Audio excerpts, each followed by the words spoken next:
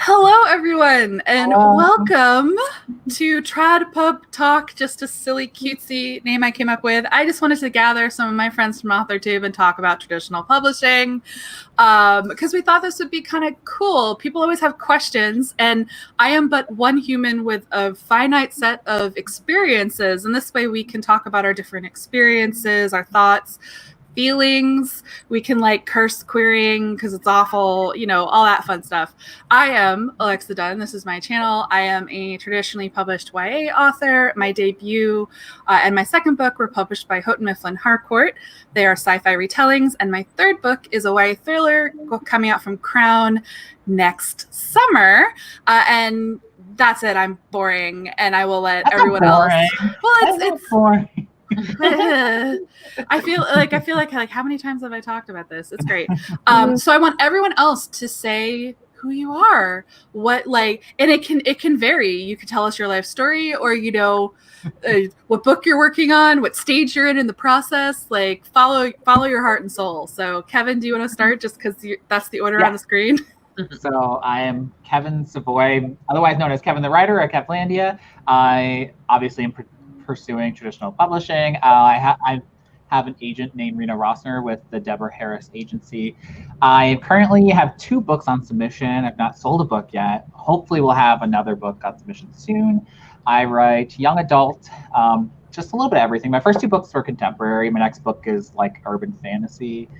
But I plan to write other things like adult and also high fantasy, sci-fi, whatever. So I just write a little bit of everything, and I'm hopefully getting it published at some point. I've been to editorial board twice and got rejected twice at ed board. So I have feelings about the entire publishing process except for selling a book, and I have lots of things to say. So I'm excited to get started. Yeah, and we can talk about it. People think it's you get an agent and then you get a book deal. I was also rejected twice at ed board. Team solidarity. Lindsay. Yes. Hi, I'm Lindsay Puckett. You can follow my channel at Lindsay Puckett. I am an author mentor match mentee, and on my channel I primarily write middle grade, but I do dabble in some YA. And right now I am querying my middle grade book, and a lot of my channel, all of my efforts, all of my mental capacity goes into querying and dealing with querying and talking about the whole journey and my experience. So if that's what you're looking for, you can come follow me. I also discuss a lot about disability and how to write with that, and how I still haven't figured it out, but I'm trying. So yeah, and I'm really excited to be here with everyone. Hi, I'm Lizelle Sambry. I'm a young adult author. My debut, Blood Like Magic, which is an urban fantasy with sci-fi elements, comes out in summer 2021 from Margaret K. McElderry. I'm sorry that I'm shifty. This is an internet thing. I am aware that I look shifty. So my AuthorTube, I just talk all about my experience, being an upcoming, soon-to-be published YA author, and I write fantasy and horror and sci-fi. Hi, I'm Laura. I have the least experience out of everyone in this group, in that I'm struggling to finish my book so that I can start querying. So I am pursuing traditional publishing. I write YA contemporary. I would like to write other types in the future, but that's what I'm doing right now is contemporary. So I'm working on a contemporary book right now that I'm hoping to start querying by the end of the year. Fingers crossed. So on my channel, I kind of just show my journey of trying to get my stuff together so that I can query. And then hopefully I will be showing that process whenever I get there. So. Nice. And so for this first chat, because my idea was we should just have lots of different live streams on AuthorTube, even if it's not all of us all the time. So if there's anyone out there doing TradPub who wants to do live streams about TradPub, do it. But for the first one of us 5, I thought it would be interesting to talk about specifically why we chose to pursue TradPub. It's the biggest question, what's your publishing path and why did you choose it, and or how are you feeling about it? And I thought we could talk about it because I'm sure we each have different experiences, different like ways we ended up here. And I guess to frame it so it's not just like we all like vomit a long story, for each of us, like, how long ago did you start on the journey, on the process, and what kind of factors did you consider when you were making that initial choice? And anyone can jump in anytime. Hello, Ryan. And Michelle in the chat too. I have been wanting to be traditionally published since like when I first wanted to become a writer when I was in the 6th grade, because back then, to be honest, I didn't even know like self-publishing was a thing. And I feel like it's become more accessible now that we have like Amazon and things like that. Really, when it comes down to it, for me at least, the reason why I want to is because I'm so neurotic. Some people would use that as like, oh, I want to self-publish because I can control every aspect. But I'm so neurotic that I don't want to control every aspect. I can't do the marketing. I can't do the design. I can't do the copywriting, finding a good copywriter, hiring them. Like, I can't do all that. I need someone to take the reins for me. I want to write and do the creative part of that, and then have somebody else take the reins and kind of run with it and help me out, because I can't do that. I'm too neurotic. I would lose my mind. Like, legit. Yeah. I admire people that can do that. My reasons are similar to Kevin, in that it seems very overwhelming to me to try to indie publish. I like think anyone who takes on that task, like, I envy that, having that ability to do that.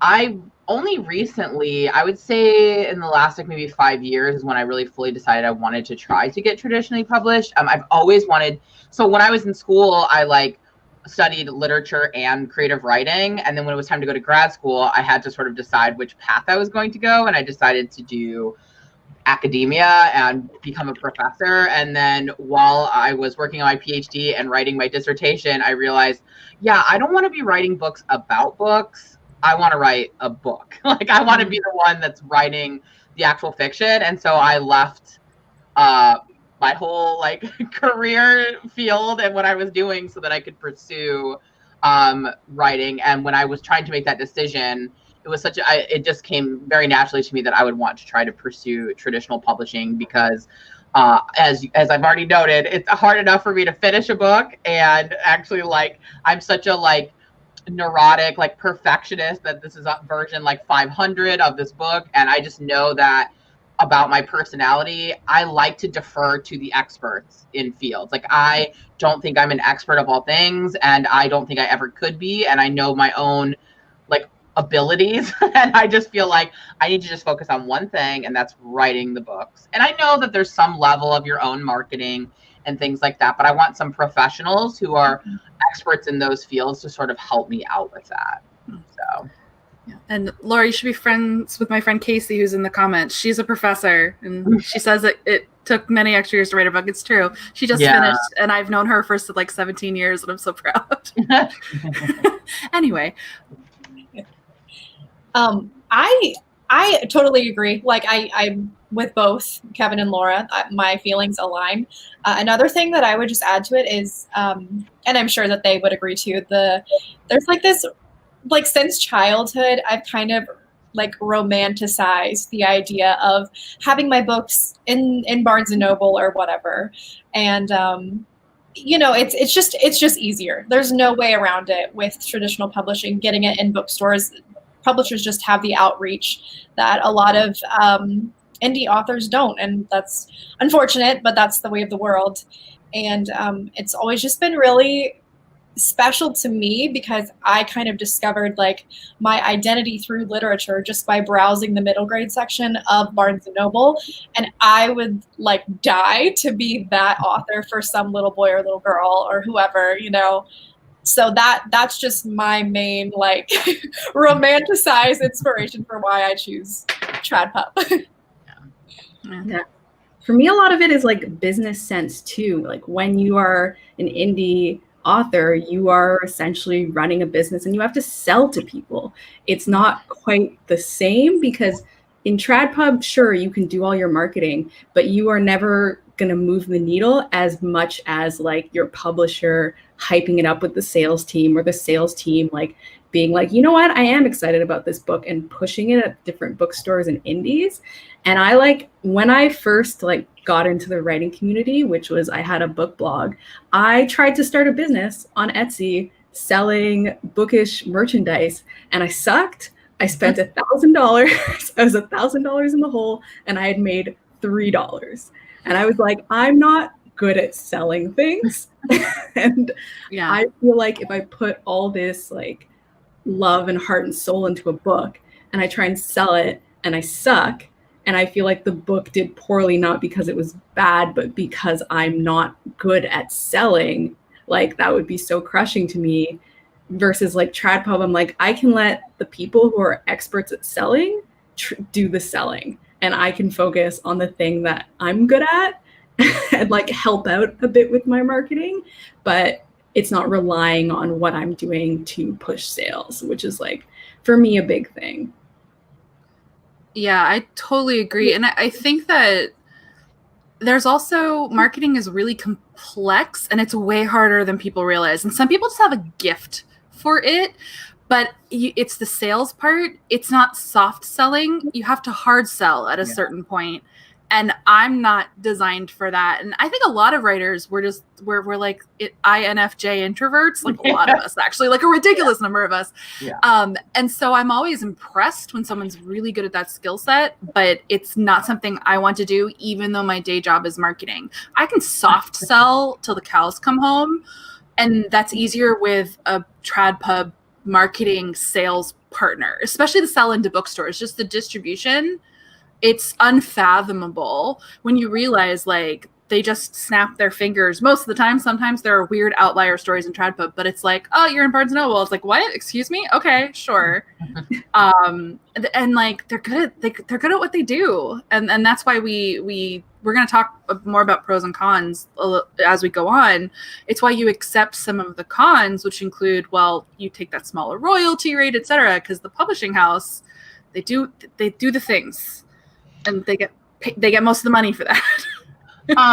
Something I'd like to add too, because I feel like we all kind of focus on like not being able to market, but I also would like having like the editor and like the agent and other people helping me with the book itself, because even though yes, it's my book, and like I have like really bad anxiety, and that's why I have such a hard time finishing my book to begin with, because I overthink everything and I want to change everything, and it has so many versions. And I feel like it would be really nice to have a team of people that are like, look, this is fine. You don't need to change this. This is good. Or like giving me feedback on, you know, what does need to be changed, so that I'm not the only one. And I feel like in indie publishing, you can get developmental editors to help you, but it just feels different having like an editor and an agent who are invested in getting that book to the best that it can be, and having other people to bounce ideas off of,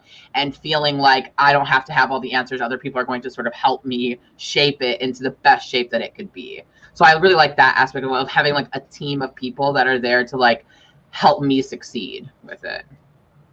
I like that as well, especially coming from fandom, which like when you're in fandom and writing fic and you got betas, like you're never doing it alone. And the funny thing is, like, at least for me leaving fandom, I had to learn to do it alone, but then I got a team again. And now that I'm on that other side with the agent, CPs, and a pub team, exactly. It's like, also like we hate ourselves all the time. Imposter syndrome is normal. We're constantly like, I might be garbage. That happens to me all the time. And I like that I can go, no, that person, it is their job to tell me that we can publish this. And if I get DNA, it can't be garbage, right? And right. I need that, or else I would second guess myself forever. Yeah.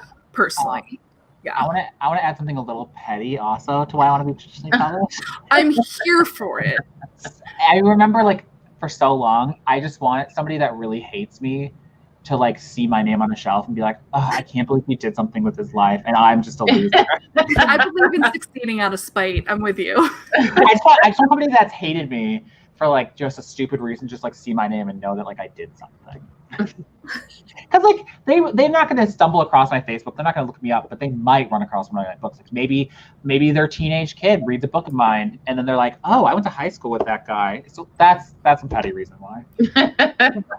Yeah, I have a couple people from high school where I'm like, I just wish they knew, but they probably don't because I don't use my real name. So, oh well. Pros and cons of using a pen name, by the way. It hurts the petty. Yeah. Right.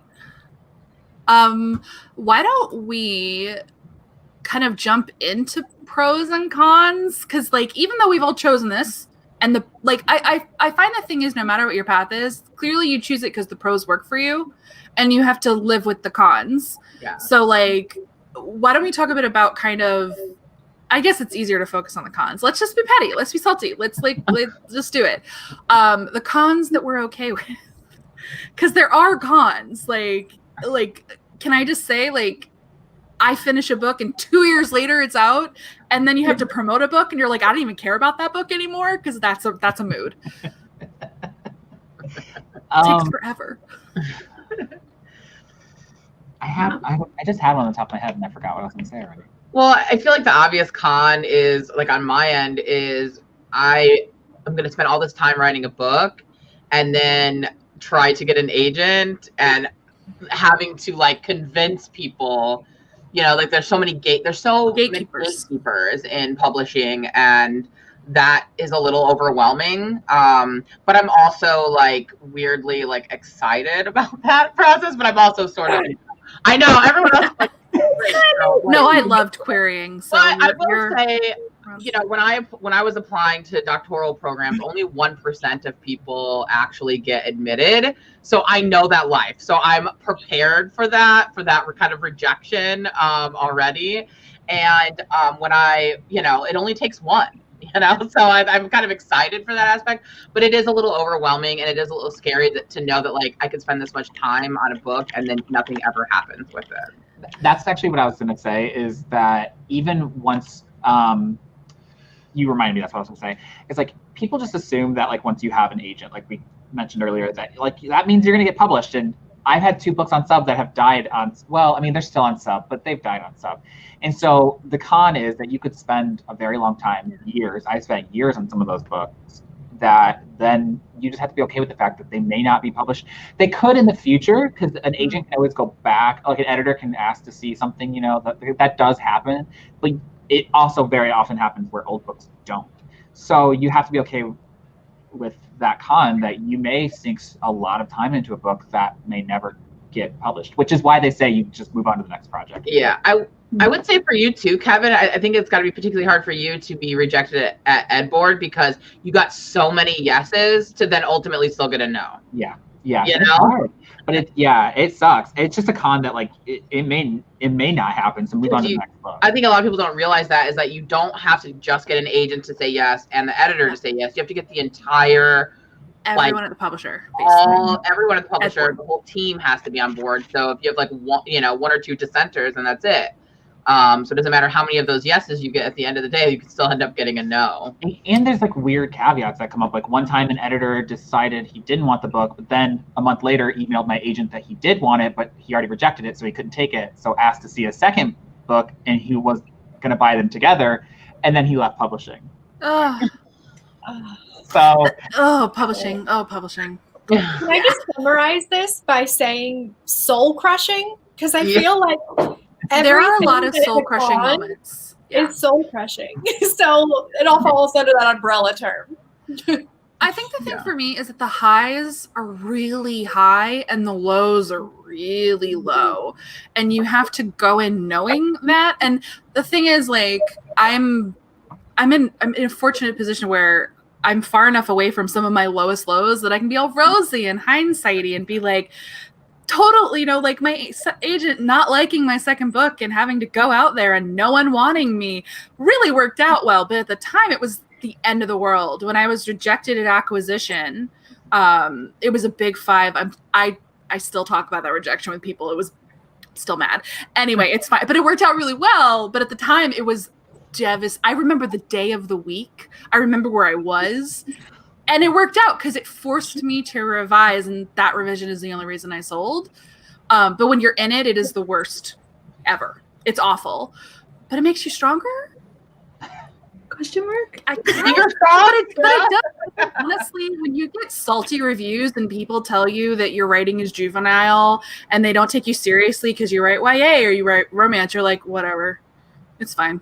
I don't care. Especially like that's the most annoying review to me. It's like, this read too young. Like it Literally like, they're for young teenagers. people. Like exactly, that drives me nuts every time I see that review. Yeah, my target audience for my first two is like 14. So yeah, It's like 35-year-old people being like, this reads for 16-year-olds. It's like, yeah, that's the point. My next one is older though. Honestly, I'm really. It's gonna be really interesting. Like there are over 100 Fs in my book, so that's gonna be really. I counted because I was like, I wonder how many I got away with. Literally, editorial. By the way, that answers a Tribe Pub question. If people have them, you can use a lot of curse words in your YA book if you're writing upper YA. Like it doesn't.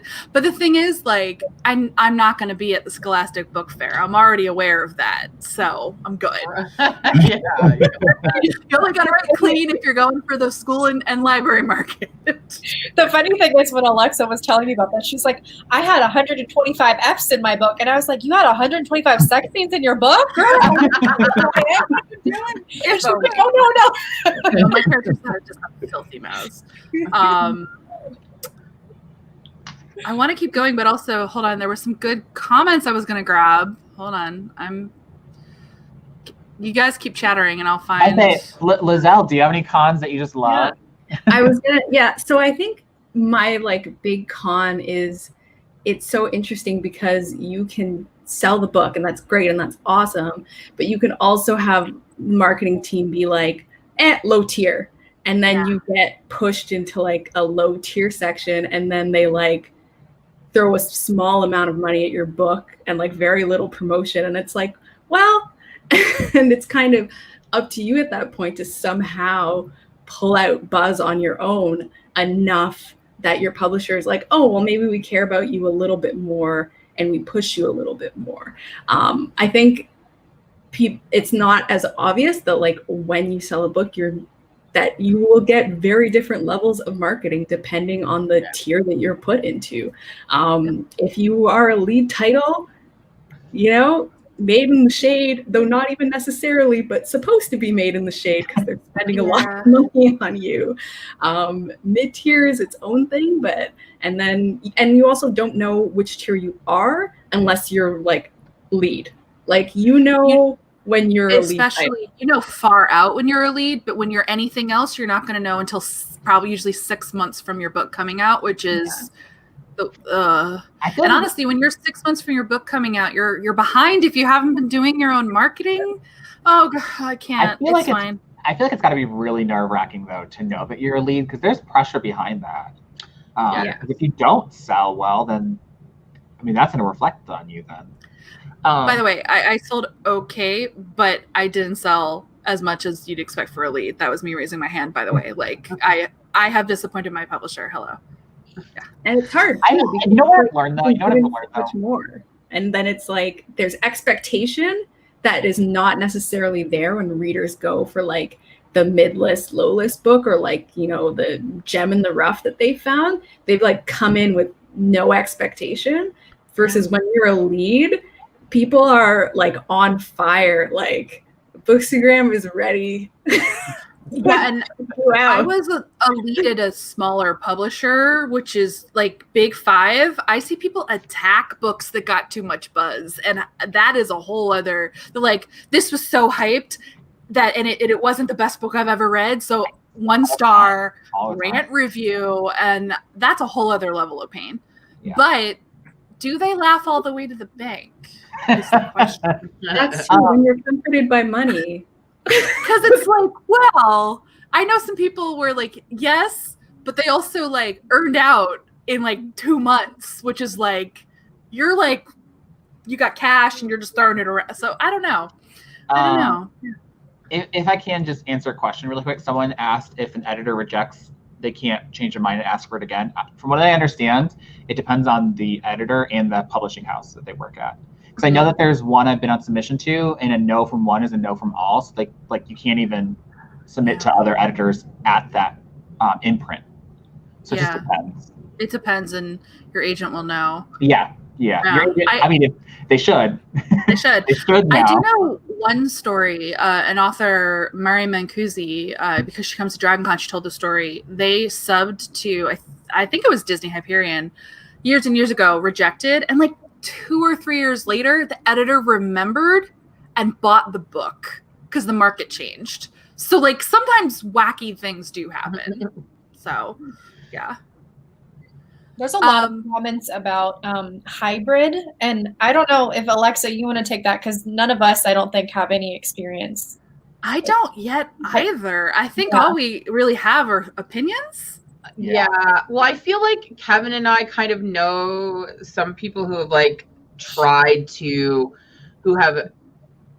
do that unsuccessfully. So we kind of know a little bit about that, but from what I understand, just from the few people that I know that have tried, it is, if you want to hybrid publish, which is to do some of your own self-publishing or indie publishing and then also traditional publishing, that it's actually harder if you self-publish first and then try to get traditional published, because they're going to look at what you've already established yourself in the market as an author. And so they're going to want to see your sales. They're going to want to see the quality of it. And they're going to use that to consider whether or not to represent you or publish your book. And while, yes, there are snowflakes, there are exceptions to everything where someone published something self-published and it blew up and they were then able to use that to transition into traditional, it's usually better to do it the other way around and become traditionally published first, because then you have established yourself,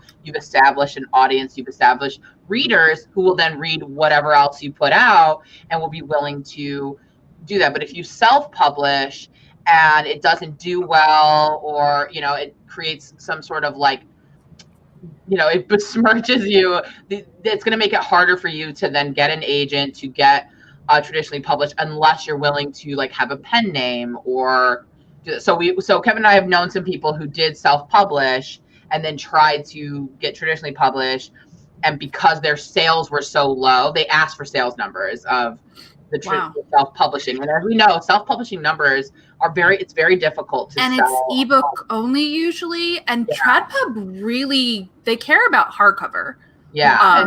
Physical copies of books, because that's what actually sells is in a lot of categories, like YA for sure. I think that you, especially if you self-publish first, it's setting yourself up for a lot of difficulties, because some agents won't even look at a book that you've already self-published, or if you have self-published. And then even then, because like we talked about before, you have to get past that agent hurdle and then an editor hurdle and then all the other people that work at that imprint hurdle. So now you're adding another level of difficulty, because all of those people are going to be looking at your sales and your numbers and seeing what you did and things like that. And it can hinder you. Well, the obvious people to sell to have already bought your book. Yeah. And they bought it in that format, probably at a much lower price point than the traditional publisher would want to sell you at. So I also think, to be honest, it also depends on your agent, because it can, let's say for instance, I wrote an adult romance and I told my agent, well, I don't want you to sub it, I'm going to self-publish it. That could very likely upset her, because her job, when I first signed with her, I talked to her. She said, I want to, anything you write, I'm willing to try and sell it at various places. So she wants to try and sell it. So if and then I don't want to, that could cause a rift in our relationship, because the understanding is that she is who I work with. She is the one that is trying to sell my books. So you have to, it really, also really depends on the agent. I could see some agents just not being okay with you. So, because it also, whether or not you believe this, personally, there are a lot of people in traditional publishing that see hybrid and traditional as lower. It just depends on the person. So it's possible you could tarnish your image in that person's eyes. I won't say who either, but we've also seen examples of people who have done the self-publishing first and sold a lot, and it did not translate to traditional publishing. No, it did not at all. And so people have been burned in traditional publishing, thinking that those numbers are going, because like Alexa said, the people that were going to buy it already bought it. Price point is huge. Some stories move at $2.99 and they will not at $14.99, including in another format. I can think of a specific example that sold at 99 cents as a self-publishing and sold quite a bit, and then was picked up by a traditional publisher, and then it tanked in sales. Well, the thing is, like, for instance, there's this self-published author that I really like. She became super popular, and so they traditionally published her books. And they Is it Amanda Hawking? Yeah. No, she is one of the most famous outliers. Yeah, I'll say she's an history, outlier. But like no other YA has really done anything on that level since her. And she's not traditionally publishing anymore, is she? No, I think so. There's her latest book is on NetGalley. I saw it. I don't know who the publisher is. So like it is, but like it's just, don't expect to be a snowflake. It's be happy if it happens, but don't expect it. Yeah, and I honestly, now that I'm in the ecosystem, I'm not in a rush to leave. Like every time I come up with a new idea, I'm thinking, oh, and how can I leverage my publishing history and sales history to maybe go here? So like my first port of call now that I'm in the ecosystem and have an agent that I really trust is if I write an adult romance, I'm going to want to be subbed to Berkeley and Forever and like all of those traditional publishing imprints rather than go to self-pub first, even though years ago I was thinking of self-pubbing adult romance. Because now it's like there's no harm in subbing that. And what if they want to pay me lots of money? Exactly. Yeah, and I don't know. I just feel like, and you could talk to your agent, like maybe they could try selling, like if I wrote an adult romance, Rena could try selling it. If she can't, then I'd be like, okay, I'm going to self-publish this. And she might be fine with that. But I think it's a discussion, especially if you have an agent, that you need to have with your agent. Mm-hmm. Someone in the chat said that you could hybrid publish under 2 different names if you want to. I would say be careful with that because you don't also want to lie. So like if they find out that, like for instance, if I self-published and my agent found out I was self-publishing and not telling her a different name, again, that is because you're supposed to, have a working relationship and you don't want to lie. A business partner. Your agent is your business partner. And you don't want to lie. So like, if you want to self-publish first, then, consider pen names if you want to also go the traditional route, but I wouldn't not tell your agent about it. Like, I don't think that's it's not a good way to establish a business partnership. Especially if they're reading, sorry, Alexa. No, you go. No, especially like if you're working with your agent on that book and like the agent is giving you notes under the impression that they're going to traditionally publish it. And then you're just like, just kidding. Well, okay. That's messy. So here's an interesting example. And this also talks about another con of publishing, is that I have an agent sibling who sold a trilogy to a smaller publisher, and her first 2 books actually, like, they both earned out. They sold really well, but they didn't sell to the extent that that publisher thought they were going to. So they just decided that they weren't going to publish the last book in the trilogy. Yeah. And so my agent and my agent sibling then decided that they were going to self-publish it. They hired the same, they got the rights to it, because you can't just, that's another thing people don't realize is that the publishing house owns the rights to the characters. So they got everything. They hired the same book designer so they could get it to look alike and all like that. So they did technically self-publish that, so that way it could have a conclusion. Because, so like there are instances, but it's just, I think that some people want to believe that you can just do whatever you want when it comes to being hybrid, and it's just not the case. Yeah. I will say just like a thing that does happen sometimes. Like if the publisher declines to continue publishing your series, your agent can negotiate to like get the rights back so you can self-publish. But also the thing with rights is good agents in your contracts. So get good agents. There should be a clause about as long as you're in print. So once you're considered out of print, you get your rights back. So just like if you really tank and they stop publishing your book, you can get your rights back later and continue to publish if you want. So yeah, it was a pretty small publisher. I don't know. Obviously, I don't know all the nitty gritty behind this. It's smart though. I have a friend who pubbed Big 5, but like they never did a 3rd, and she's still planning to publish the 3rd eventually. I think it's a good idea when you have people who want to get the conclusion to the series. You just got to work it out with your agent and your publisher. Yeah. So because the thing was, she had a pretty big fan base of people that were like, "When is the 3rd book coming out?" They were excited. They wanted it, and the publisher was like, "No, we don't want to." It's a bad look for them.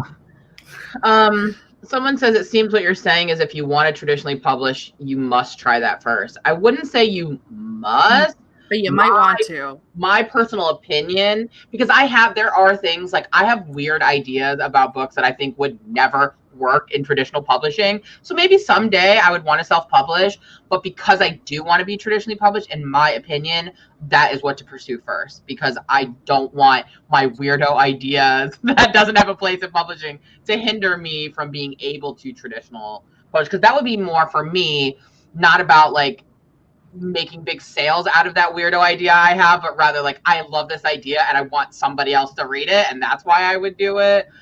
So I just think, I don't think you have to. I certainly don't think that, but my personal opinion would just be that if you want to do both, that if traditional publishing should be the, because then your agent and all that stuff, you can talk to them about that, and it can be something that you do in the future, and then you've had traditional publishing help you establish a readership that on their dime. Because that's my favorite. So hard and I'm sure a lot of my indie published friends or self-publishing friends can tell you, it's hard to get readers. That reader acquisition is very difficult. But if you're traditionally published and like Alex said, on their dime helping you get the readership, then those will follow you into your self-publishing or indie publishing later. So we opened up a can of worms of questions on rights, and don't worry, everyone, I'm going to go way back because I saw some just interesting discussion questions. Wait, that was one of the rights ones, but hold on, not the one. God, y'all move so fast. I love y'all. I need to write it down because when we talk about this later, I have an example to bring up. Not that one. Oh, this. It's scary to think they own the rights, and I want to clarify. They own the rights to publish in specific formats your story. Again, a good agent doesn't give them all formats, for example. So they would own the rights to, its standard is hardcover, paperback, digital, so ebooks, and most publishers will not let you keep audio anymore, but there are some exceptions. Usually they don't get by default your graphic novel rights, film rights, and you are able to sell those separately. There's also all sorts of loopholes and workarounds. Again, get a good agent. It can sometimes be that they only have the rights to the characters within this series of universe. And there are authors who have published companion books with other publishers because there were loopholes in their contract language. And like it's the boring part of publishing advice, and I go on about it all the time, but the caliber of your agent really matters in terms of like, get someone who's really good at contracts because they're the ones who protect you from this. And mine's really careful about what out of print means. Because if you're not careful, the publisher can be like, well, we re-released an ebook. We still are in print. Mine specifies it has to be physical. There has to be more than 100 copies in circulation. It's something like that. And that's so if like in 10 years, like no one's heard of my debut, I own it. And I can still publish it. I don't know. I know that's an issue that some people struggle with, is that like they'll be like, well, it's still in print because we're still selling it in ebook. And like you said, you want to make sure that you understand your contract going into it also, because for instance, there is a author that I like, I'm not naming names, but she did tell me this like one-on-one when I went to a book signing. She gets published by Big Five, but she wrote a book that didn't do all that great, but I really loved it. So I was like, I really loved this character in this book. And she told me that she planned on writing a sequel, but now that she's with a different publisher, she says she doesn't own the rights to that character anymore because it was in her first book, so she can't write the second book she wanted to, because it was going to shift perspectives, but because that character's in the other book, she could not write a book about that character. If that makes sense. That's a huge bummer. Yeah, it was like the side character was so much more interesting too. I love that character, and she said she had the whole idea for like the person's sequel, and I was like, I died a little bit inside because it was just, I loved the character so much. That's all the contract stuff. That's why people say like it's better to like have no agent than to have a bad agent, because a bad agent can screw you so hard on all of that stuff, and then you can leave them and still not be able to do anything because and you won't find out till later. Like, that's why, even though it's like hard, like that's the most like annoying like BS advice that people tell you when you're like, whatever, you have an agent. Why are you telling me that? It's easy for you to say, but then it's very legitimate because there are so many ways that a bad agent can really ruin things for you.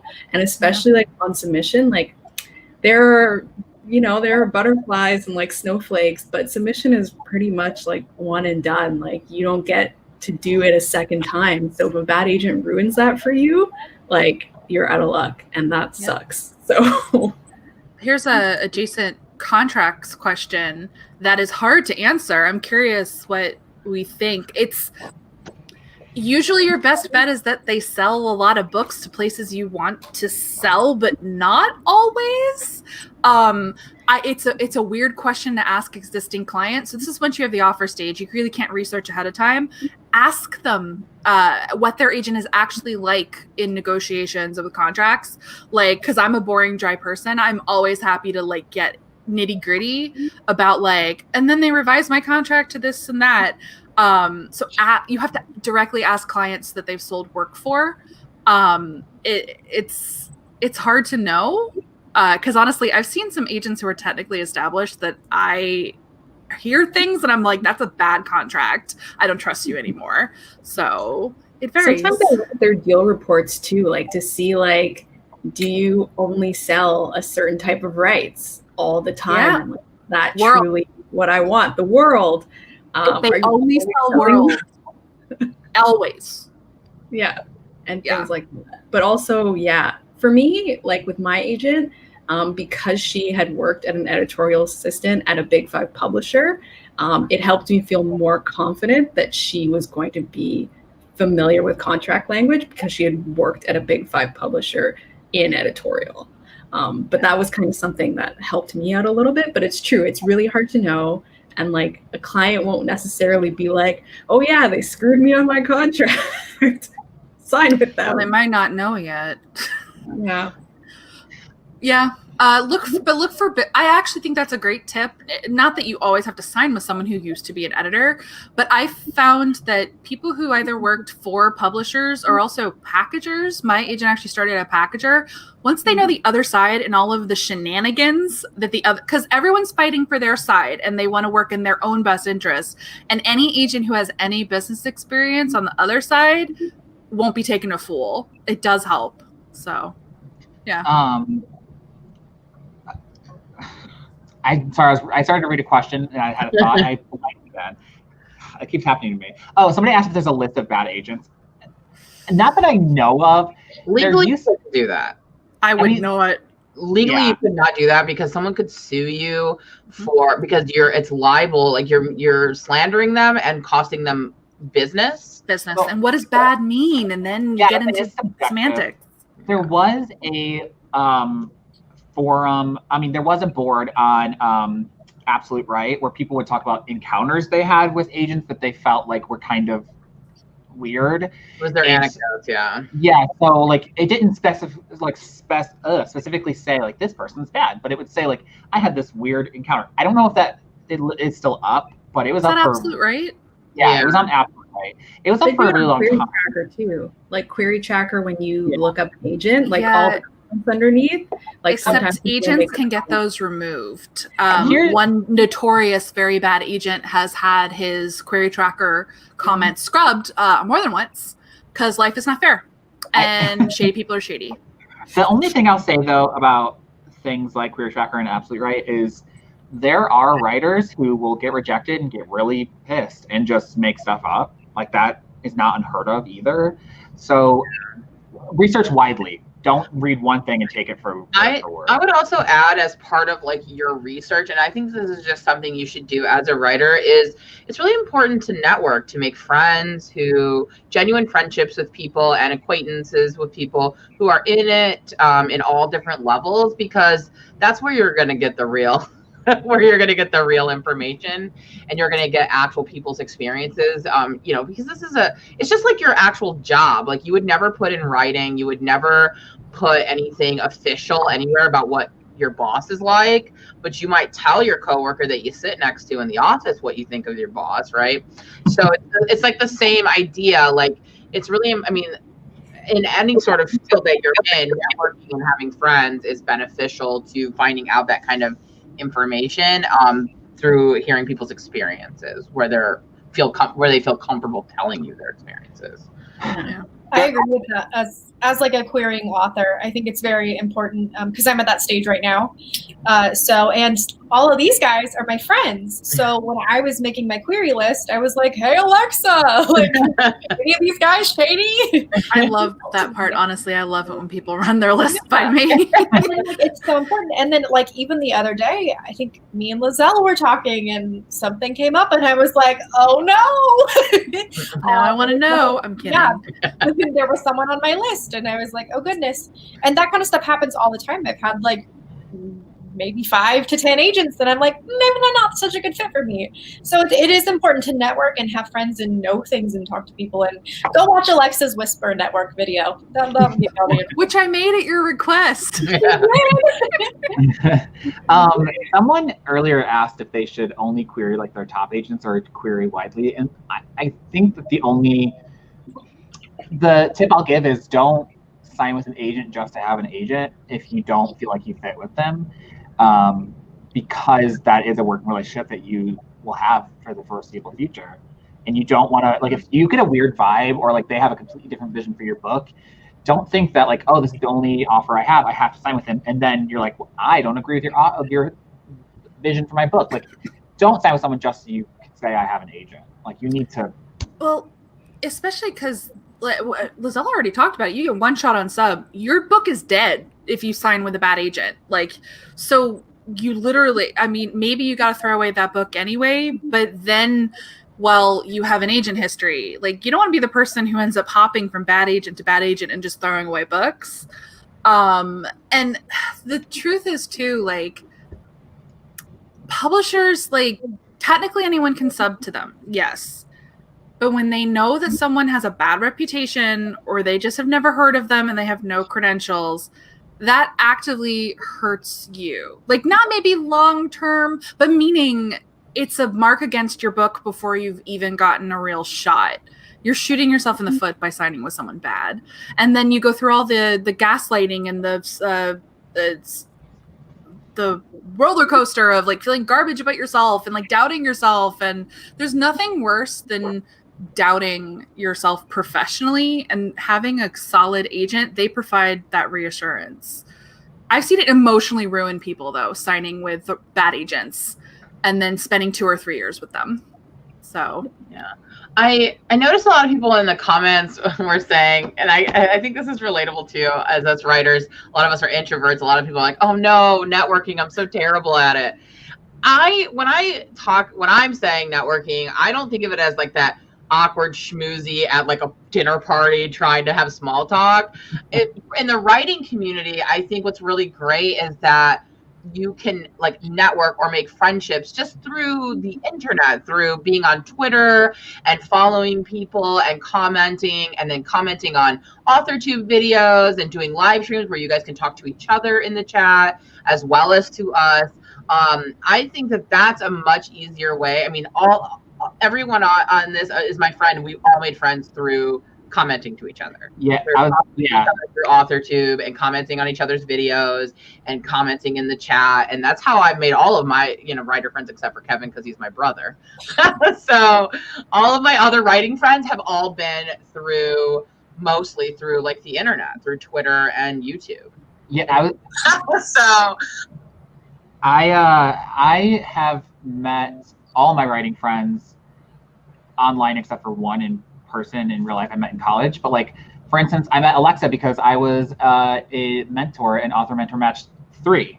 Long time ago. Because your agent sibling is one of my friends through that program. Yes. So networking it doesn't have to, like Laura said, be like a one-on-one dinner party. Like I met Lindsay through one of Ginger Reads Laney's videos, and I met Lizelle. I think I was just looking up the newbie tag, and I met Lizelle. So like, you can meet people in lots of different ways, and networking doesn't have to be this awful beast. You can just comment on videos and reply to comments on videos or meet people on Twitter. That's how I met a lot of YA writers, was on Twitter. And it's also how you met your boyfriend. I did meet my boyfriend on Twitter. There's also a love interest you can find on Twitter as well. You never know. Man, I wish. Not really. Don't proposition me, anyone. I'm gonna start sending people to start messaging Alexa on Twitter. Watch your DMs, Alexa. Oh no. I have very stringent requirements for romantic partners. I do want to put in about the dream agents thing, because this is something that like I learned for sure. Sometimes the people that are your dream agent, because they're like flashy on Twitter and Instagram and you hear about them all the time, it doesn't necessarily mean they're going to be the best agent for you, or that there isn't a good agent out there. There are so many new agents that come out who are at reputable agencies that have like reputable agents mentoring them that could be a really great fit for you. You just don't know that much about them yet. And so like, I want to say when you're like making those lists, don't like discount people that, you know, aren't like the dream agents, because sometimes your dream agent could actually turn out to be someone that you didn't know as much about, or that you didn't put high on the list because they haven't sold like 1 million 6-figure books yet, but they have like a few, like a handful of like good steady sales, and they're newer and they're with a good agency, and it can work out really well for you. Like that was my experience for sure. Like I knew Christy because I knew a friend that was signed with her and she was doing great. And I was like, that seems like a good agent, but she's not like a huge presence on Twitter or Instagram. But she does good work. And she was at the time more up and coming. And quite honestly, for me, it's awesome because I get lots of attention because I'm part of a smaller group of clients, right? Some of those dream agents have huge client lists, and like, I like my pat on the head. I like my fast emails. I like my extra attention. I like, people underestimate, like, knowing that your agent will always get back to you in 24 hours or less is a gift. And then you meet someone who doesn't have that, and it's like, oh, I literally text my agent all the time. I'm so spoiled. Not that you can't go with someone with a huge list, but I personally have loved being on a small list. It's really worked for me. I think the thing is about a dream agent also is that, for instance, I had an agent that I thought was a dream agent for me, and I was devastated when I got rejected. And I've since found out that a lot of this person's clients have left them because they don't really care about their smaller clients. They only care about the big ones. And it would have been... And I know a couple agents that like I can actually name a few people that applies to. So yeah. So like your dream agent could turn out to be totally wrong for you. So just be careful. Someone in chat asked, do we know anything about international writers writing in English getting agents based in the US or UK? Does that work? My agent is actually based in Israel and has clients around the world. So as far as I know, most agents don't care where you're located. Yeah. As long as you can write a good story. I've like on the agent end, no. I've heard sometimes it comes up on submission if it's about like a publisher like with marketing stuff, but I have friends who are Aussies, I have friends who are South Africans, UK, Canada is obviously very close, of course, but like agents generally don't care as long as they can sell your book in this market, they don't care. And I asked my agent, it just slightly complicates taxes, but for you, not as much for them. So like you have to deal with that. My agent, because she's based in a different country, the way it works is when you get sold, some agencies, from what I understand, the publisher pays the agency and then the agency pays you. But because my agent's in a different country, the publisher will pay me directly and pay her. So I would get paid quicker than some other people do. So it's just like, I guess, a little perk if I ever manage to sell a book. Yeah. I wanted to throw this question up while we're talking about agents because I know this pain. I also have helped a lot of people switch agents, so I'm always happy to talk about this. First of all, because I guess we're on the topic of finding an agent, so it all fits. Wait as long as you want to wait. But that said, I find most of us, I did it too. We go super fast because it's almost like you want to put like salve on the wound of the relationship ending, even if it was amicable. And as long as you're in the clear with your contract and you have something queryable, go for it. And just kind of But that said, make sure you're emotionally in a good spot, I will say, and be just circumspect about how much you say in your queries. I find it's better to just be generic as heck and not even name your agent. And just as like a future thing, when I signed with my new agent, I didn't tell her any of the dirty deets about my previous relationship until we'd been together a little while and I really trusted her. Because I didn't want to like be that person who was like, let me give you tea on this call where you don't even know who I am and maybe you'll change your mind about repping me because you think I'm salty. And I wasn't that salty. But anyway, point is, take your time or don't take your time as long as your material is ready and you're out of your contract window, because there's usually a 30-day cool-off period unless it's waived. From what I understand also, which Alexa, you may need to clarify, is that the book that you had with your other agent, you need to then have a new book, right? Yes. Yeah. And you should get your sub list for anything that was previously on submission, because it's just helpful in the future to any future agent so they know who has seen your work in the past.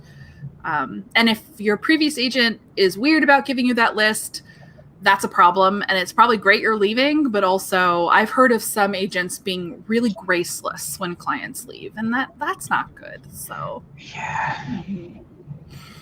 I've asked for my agent to send me the sub list before, but I'm like, I don't care. I don't want to see it. I don't want to see all my rejections. Don't send it to me. So she now, like, unless I ask for it, she won't send me my rejection. Oh, see, I want to know everything. Well, what she does sometimes is she'll build them up and then send me all at once, just one gut punch rather than a roll of them, just continuous. Because I can't take them. I can't wake up every day to a rejection. So like occasionally she'll just send me a batch of them. But if you wake up every day to a rejection, that means editors are actually reading material, and that is a miracle. For real. Okay, here's what I'll say to you. The wait in publishing is another con we have to deal with. Because one of the times I went to editorial board, I was there for 7 months before they rejected me. I was sitting there wondering if a book was going to sell, and then they rejected me. The most I had to wait 8 weeks for mine that turned into a rejection. I thought that was bad. Wow. I couldn't believe. I was like, is this normal? Like, this is a rejection, right? She's like, well, they haven't actually said anything, and it does happen occasionally. Because one of my other agent siblings was on sub for they were at editorial board for almost a year, and then they sold their book. Wow. So it does happen. It does happen that you can sit at ed board. Publishing is so slow. You got to learn some patience. Yeah. My husband actually asked me the other day. He was like asking me for like an update on how things were going, and he was like, "Well, when do you think like you'll be querying?" And I was like, "Oh my God, I'm hoping by like the beginning of next year, but we'll see." And then he was like, "So then like, when would that be published? Like later next year?" I was like, I said, if I was ready right now, right, and my book was sold right now, we're still looking at like 2023, you know? I was like, and I'm not even at that stage. Although, unless you're crashed, because that's the thing, like publishing is slow until they're like, no, we want to do it right now. I've actually technically been crashed twice now. The first time was worse. It's not bad. I'm not mad about my thriller. Anything less than 18 months is technically being crashed, which is bonkers. 2 years is the standard.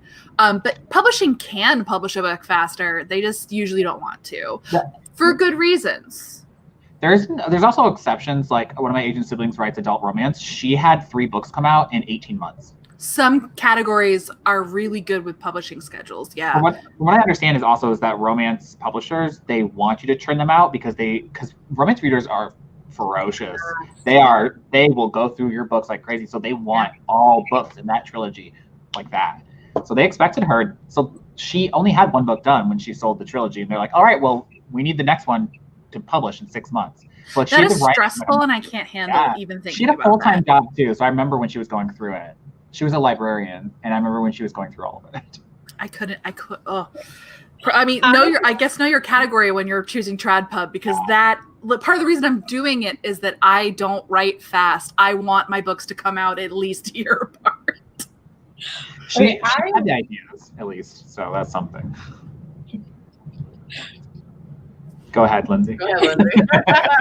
I want to talk about this, and I know, Alexa, you mentioned this earlier, that we were maybe going to talk about this, but I want to talk about this specifically through the lens of this pandemic crisis. Because as someone, and I'm only on the querying end, but as someone who has queried both in the normal realm It's so bad. and the COVID realm. Yep. Oh Lord, it's a whole thing, and it's be prepared. Like it's a whole thing. How is it on your end? Because it's super slow, and on my end it's super slow, and then also I think I might have mentioned this to you guys before, but I've had 2 full rejections on my book that I'm querying, who have cited specifically they're rejecting because of COVID. Oh. Yeah. So one agent was a mother, and she is homeschooling, and she said she would love to do an R&R, but because of COVID, she's not going to be able to. And then I had another one who just said she couldn't mentally handle another client dealing with COVID and her anxiety. So. Neither of those was my agent, was it? No, not your agent. Because I guess let's depress everyone. My agent has pulled back from signing clients for those reasons. Rough. Everyone's so rough. And which is not to say don't query my agent or other agents like my agent, but anyone who has to do parenting now on top of agenting, a lot of people are keeping their client lists small because it's just. And it's just, they don't want to ill serve a new client. So it's all, but that sucks for querying writers. It's such like a gut punch too, because it's like, okay, if we were like in the normal world, would I have an agent by now? So it's like, dang. Like the good thing is that I do think it's going to end. Like this won't go forever. And here's the thing, Kevin, I know you're going out on sub soon. I've heard a mixed bag about sub right now. I've heard that on the sub end, the editor end, it's both slower and worse. How could it get slower? I know, how could it get slower? However, I've heard for certain books, it's going crazy fast because they now are desperate to fill their 2022 lists. And I haven't seen any 2023 sales, and we're behind on 2023 sales. So meaning they have to buy something eventually. They have to publish things. Something eventually. I'm trying to jump on Lizelle's coattails right now because I wrote a witch book and I'm just like, okay, let me just ride you to fame. Do it. Yeah. Witches 2021. Witches are back. I mean, paranormal slowly coming back. Just don't call it that, guys. But write the book. Just like fantasy. It's all spin. It's fantasy.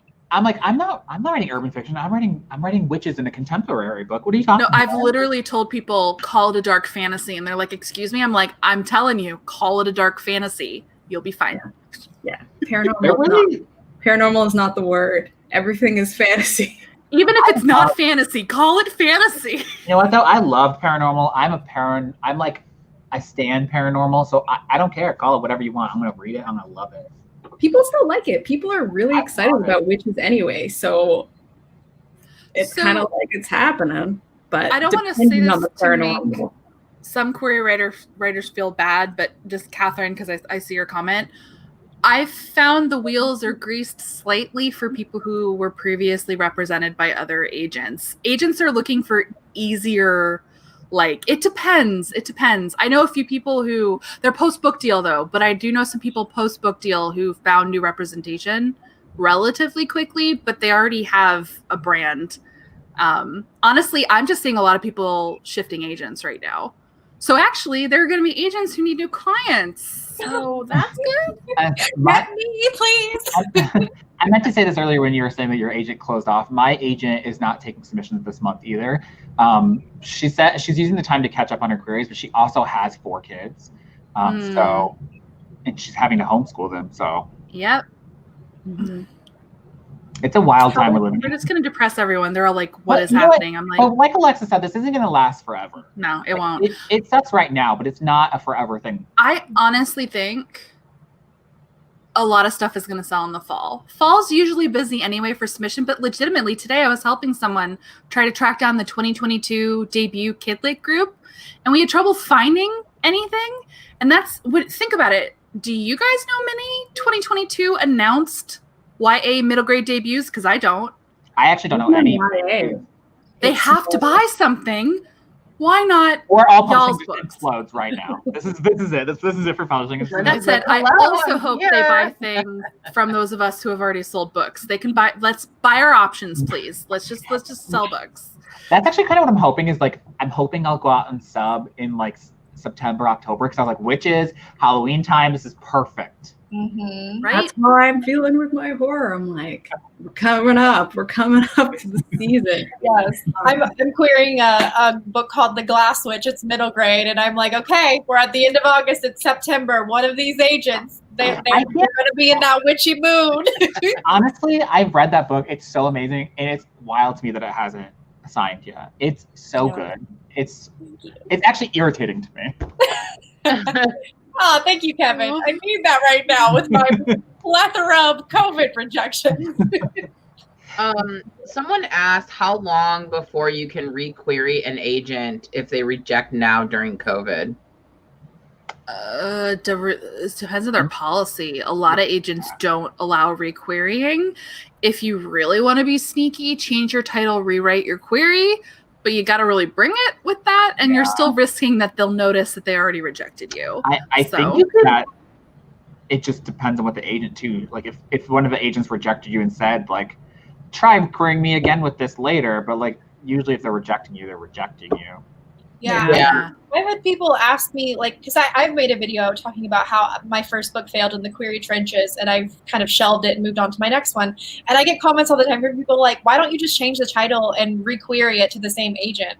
But the thing is, I've had agents remember me, like with the Glass Witch, my new one that I'm querying. Especially if they requested. Especially if they got full or a partial. I've had people just for my query, they'd be like, oh yeah, you sent me that one mermaid book. Yeah, I totally remember you. And I'm like, okay, really glad I didn't change the title and try to resend it to you.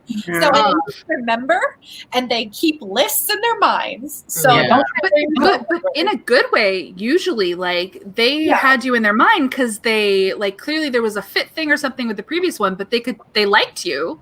So that's good.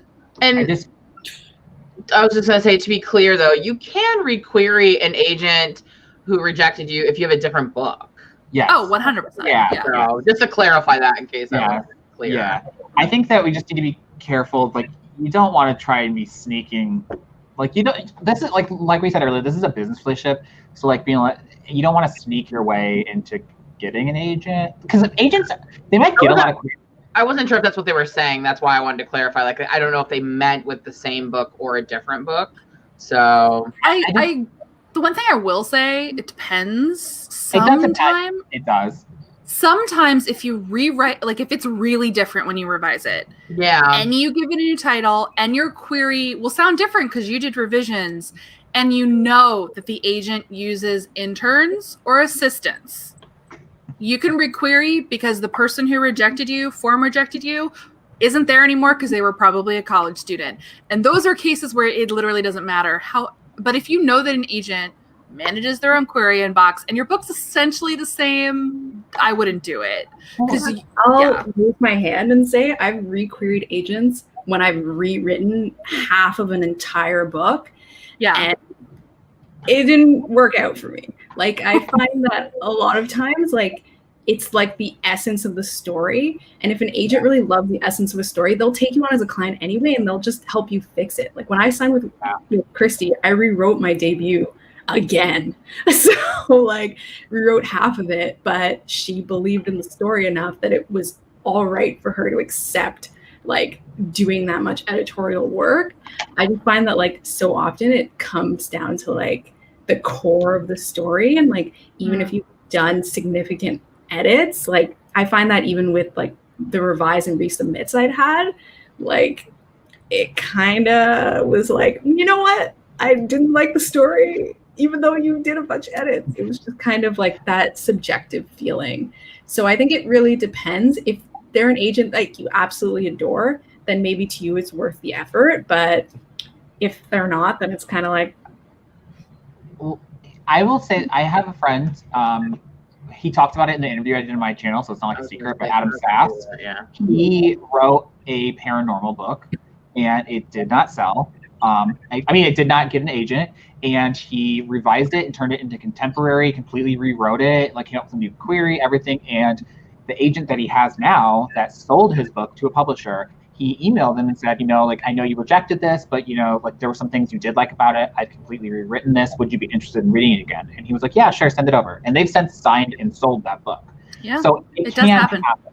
And Yeah. I would say a caveat to that is that he didn't just like make revisions. He completely changed the genre. Yeah, it went from, yeah. So that, and then he asked the agent, like, hey, would you, rather than try to like sneak it into him again, he was just like, hey, I completely like fundamentally changed the book. And so I feel like that's like something different than just like making some revisions based on feedback, It's not gonna be line edit stuff. I just do want to say that I know that query rejections are really depressing, and there's also a level of opacity because form rejections are not going to tell you why they're rejecting. Sometimes, like Lindsay, I know you experienced this. Like, some people just don't like mermaids. Like, notoriously, Susie Townsend just is creeped out by mermaids. So, like, you're just never going to get anywhere with an agent like that. So sometimes it's that, but sometimes it's not always the essence of the story. And I know it sucks that you can't know because they won't tell you. Rarely do we get personalized rejections.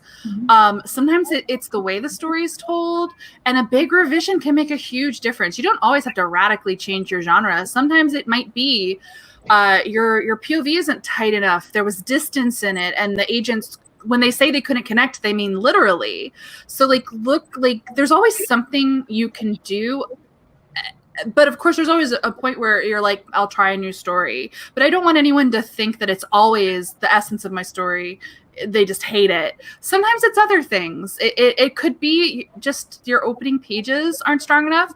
I also find notoriously people in queries, they don't get the conflict and stakes right. And they just don't make it sound exciting enough. You got to move them to the pages. So I have friends who are querying now as well. And it's so frustrating getting no response, especially. So I just want everyone, like, it's okay. But also, did any of us, Kevin, your agent said, Lizelle, was it your first book? Because it wasn't my first book. And I always like to remind people that it took me 3 books to get my agent and sell, basically.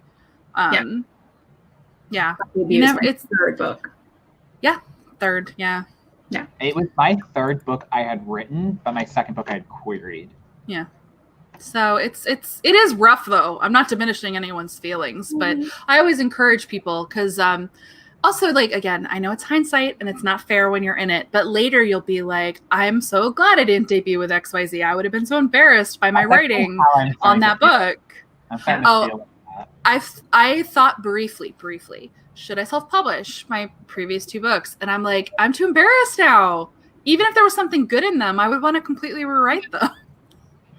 So that's kind of how I feel about my first book that went out on Subbook. As much as I love it, I still think that like the Witch book would be a better debut. Yeah, I think that I've grown as a writer. I mean, I wrote that book years ago, and I've gotten better. And I don't feel like that reflects how I can write now. Which someone asked about, could you requeer something if you wrote it 8 years ago?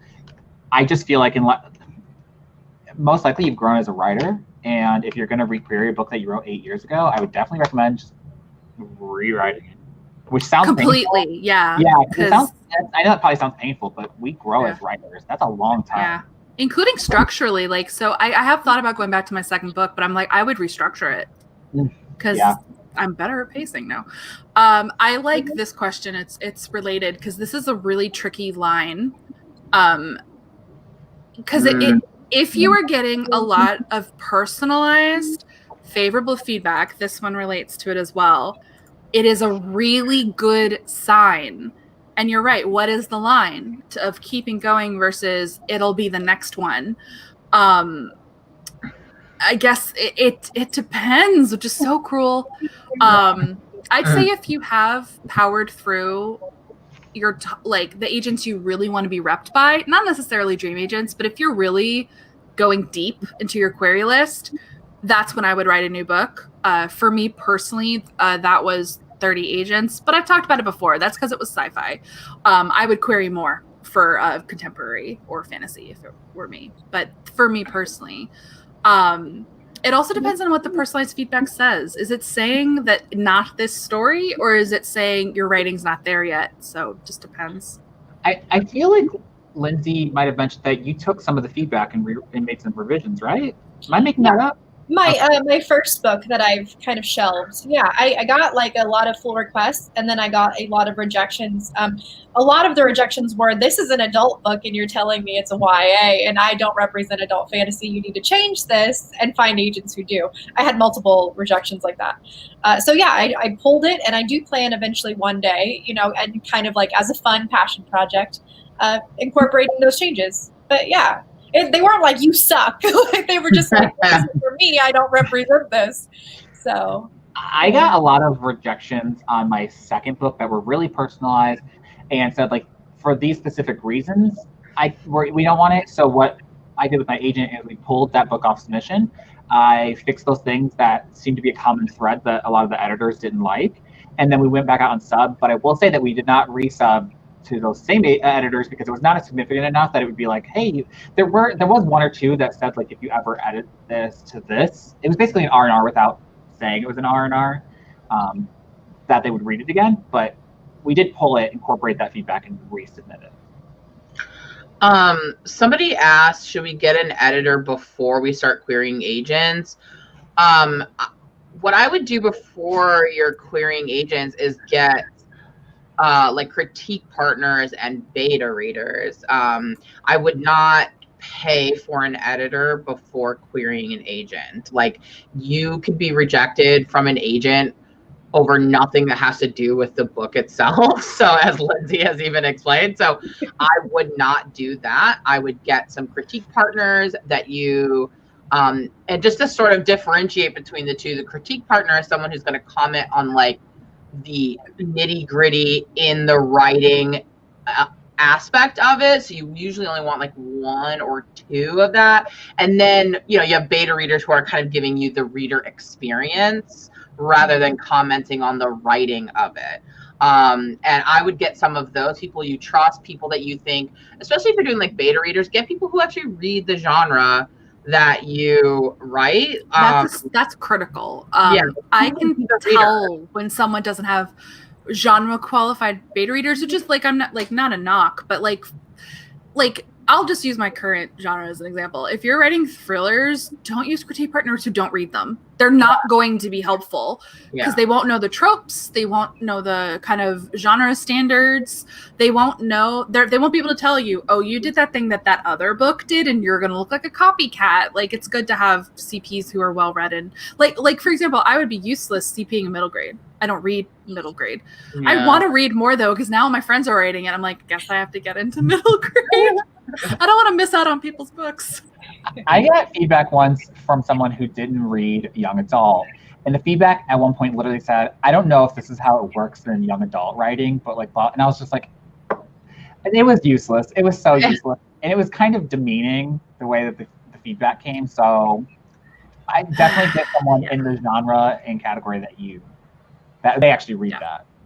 Mm-hmm. Yeah. And I think the hard thing about like editors is that you have paid them and they've helped you edit, but that is no guarantee of like the agent liking the story or those edits something that works for the agent. You also don't really know if the editor is going to be in your style or kind of give you the feedback that you need. When I was young and green, I paid for a partial edit of my manuscript, and I found that what they had said to me wasn't, for one, it wasn't really things that now I know agents were really paying attention to. It was a lot of grammar things when it was supposed to be more developmental. And then the story ended up changing so much once I had more CP and beta reader feedback. It's also hard with paid editors because you, depending on your financial situation, you can possibly only pay for one. Versus CPs and betas, you can get tons of readers, you can get a lot of feedback, and you can incorporate that. And quite honestly, tons of people have gotten agents without ever having a paid editor look at their stuff. I know some people are insistent because I've heard people be like, I don't want to meet people, I don't want to network, I don't want to do any of that. I just want to have help from one person. Some people will be insistent and that's what they want to do, and like that's your prerogative. But like my personal opinion for traditional publishing is that you do not need to pay an editor. if you can take advantage of like contests and stuff where editors are helping, that's great. I participated in RevPit. Snow and Ash Lemon helped me with my book. I rewrote half of it with them, and that was really helpful for me, but I didn't pay them. I got their help for free in a contest. Yep. I think that publishing is just so subjective that, like everyone else has already said, like if you pay someone to edit it for even developmental, it does it. Again, like it doesn't mean it's going to line up with any agent any more than your other version did, because publishing is subjective. I talked about this in one of my videos that agents have to read your book over and over and over again, so they have to love it. And like that, how do you know that before you paid for the editor, they wouldn't have loved that version? When it comes down to developmental, when it comes to grammar stuff, from what I understand, at least my agent and the ones I know of, they don't care as much about grammar stuff because like that stuff can be fixed. It's the story that matters. I would say it matters a little bit though. Like I'm not saying like edit it, then they're gonna care. I think that you should edit it. I think you should read carefully. But I'm saying like if you have a comma splice once, I don't think the agent's gonna be like, nope. If you miss, unless I'm your agent and then you're dead to me. No, I'm kidding. Don't ask Laura for feedback. Just kidding, guys. Just kidding. Someone asked about, and I don't know about these, about critique match or I kind of threw in a comment. Honestly, your critique partners are never going to matter in a query, who you worked with or where they're from, unless they are a New York Times bestselling author that the agent represents. That's usually the only time where you should be name dropping. I haven't heard of those services. CPs are lovely, invisible network people. Like, they're not going to move the needle. Everyone assumes you have critique partners. So, unless your CP is like, that's their agent and they specifically recommended you, but that doesn't guarantee the agent will like your book. It'll probably just like make them read it faster. Yeah. Or if you were to this isn't CP, this is editor. This is if you are determined to hire an editor, find someone who used to work for the Big Five. I'm talking like they worked for Random House, they worked for HarperCollins, not for a short time, a long time, and you did a dev edit with them, like a really intense one. That's when you could say, I worked with so-and-so who worked at Simon & Schuster for 15 years on this manuscript. That might help, maybe. And that's the only time I would pay for an editor, if they were like insanely qualified, and even then I still wouldn't. So, but that's me. The self-editing skills you learn not paying for an editor come in so handy once you have a contract, because you're on deadline and you don't want to turn in work that's embarrassing. So you need to be able to edit it yourself before it goes to your editor. So, speaking of, someone mentioned something that I guess we hadn't really talked about when it came to like pros and cons, is that a pro to traditional publishing is you don't have to have any of the money up front to put out a book. I mean, that is another reason I could not self-publish right now, even if I wanted to, is I don't have the literal coins to do that. I don't have money, because if you really want a chance, I mean, let's just be completely transparent here. If you really want a chance of your self-published book to do well, you have to put the money into it. You have to get a good book cover design. You have to get good edits. You have to put some money into it. Whereas traditional publishing works the other way around. You don't have to put any money up front. You're getting money, you're just getting the money for it. So, I mean, at a cost, because you give other people percentages of that money, but you don't have to have that money to start up. So that is another pro of traditional publishing. Yeah. And granted, you don't do any of the things that your contract, would get that removed for you. You're not going to be at a loss. Like that's your money. Again, unless you do something in your contract, like you just don't finish your book or you violate your morality clause, all that fun stuff. But in general, that money that was given to you, you're very likely going to get to keep, even if your book bombs, which is, different when you've already put the cash up. Like if you don't reap the revenue, then it's kind of like you're out of that. Yeah, money was definitely a consideration for me, one of them, when I was making and deciding ever so long ago. The other one was like distribution, also a little bit of prestige. I know we haven't really talked about that. We can. Just meaning that like it's nice saying who your publisher is, and people know who your publisher is, and it does kind of make a difference. But money, I was like living paycheck to paycheck. Millennials who graduated into recessions represent, like, they're no money. And if I'm like, my thing has always been, if I'm going to do something, I'm going to like type A, like competitive do it, which means I would want to spend real money. Like, covers make such a huge difference. And when I see a self-pub cover that is like hot, I'm always like, that's a hot cover. If I was going to, like, you got to do it right. That includes, page design, typesetting. There's so much stuff to like really create a beautiful book, and it all costs money. So I've seen self-published books with really good covers and really good synopsis, and I still really enjoy the book and I really loved it, but still the inside was formatted so ugly. Formatting. People forget about formatting. Yeah. Look, I'm not gonna take away a star because of that. I still really enjoyed it, but damn, was it hard to read. Oh my God. But I would say like that's a fair, aesthetics matter when you're looking at something, when you're reading something. I mean, this is something I used to even tell my students when they were writing papers. It's like, you need to have paragraph, you need to have that.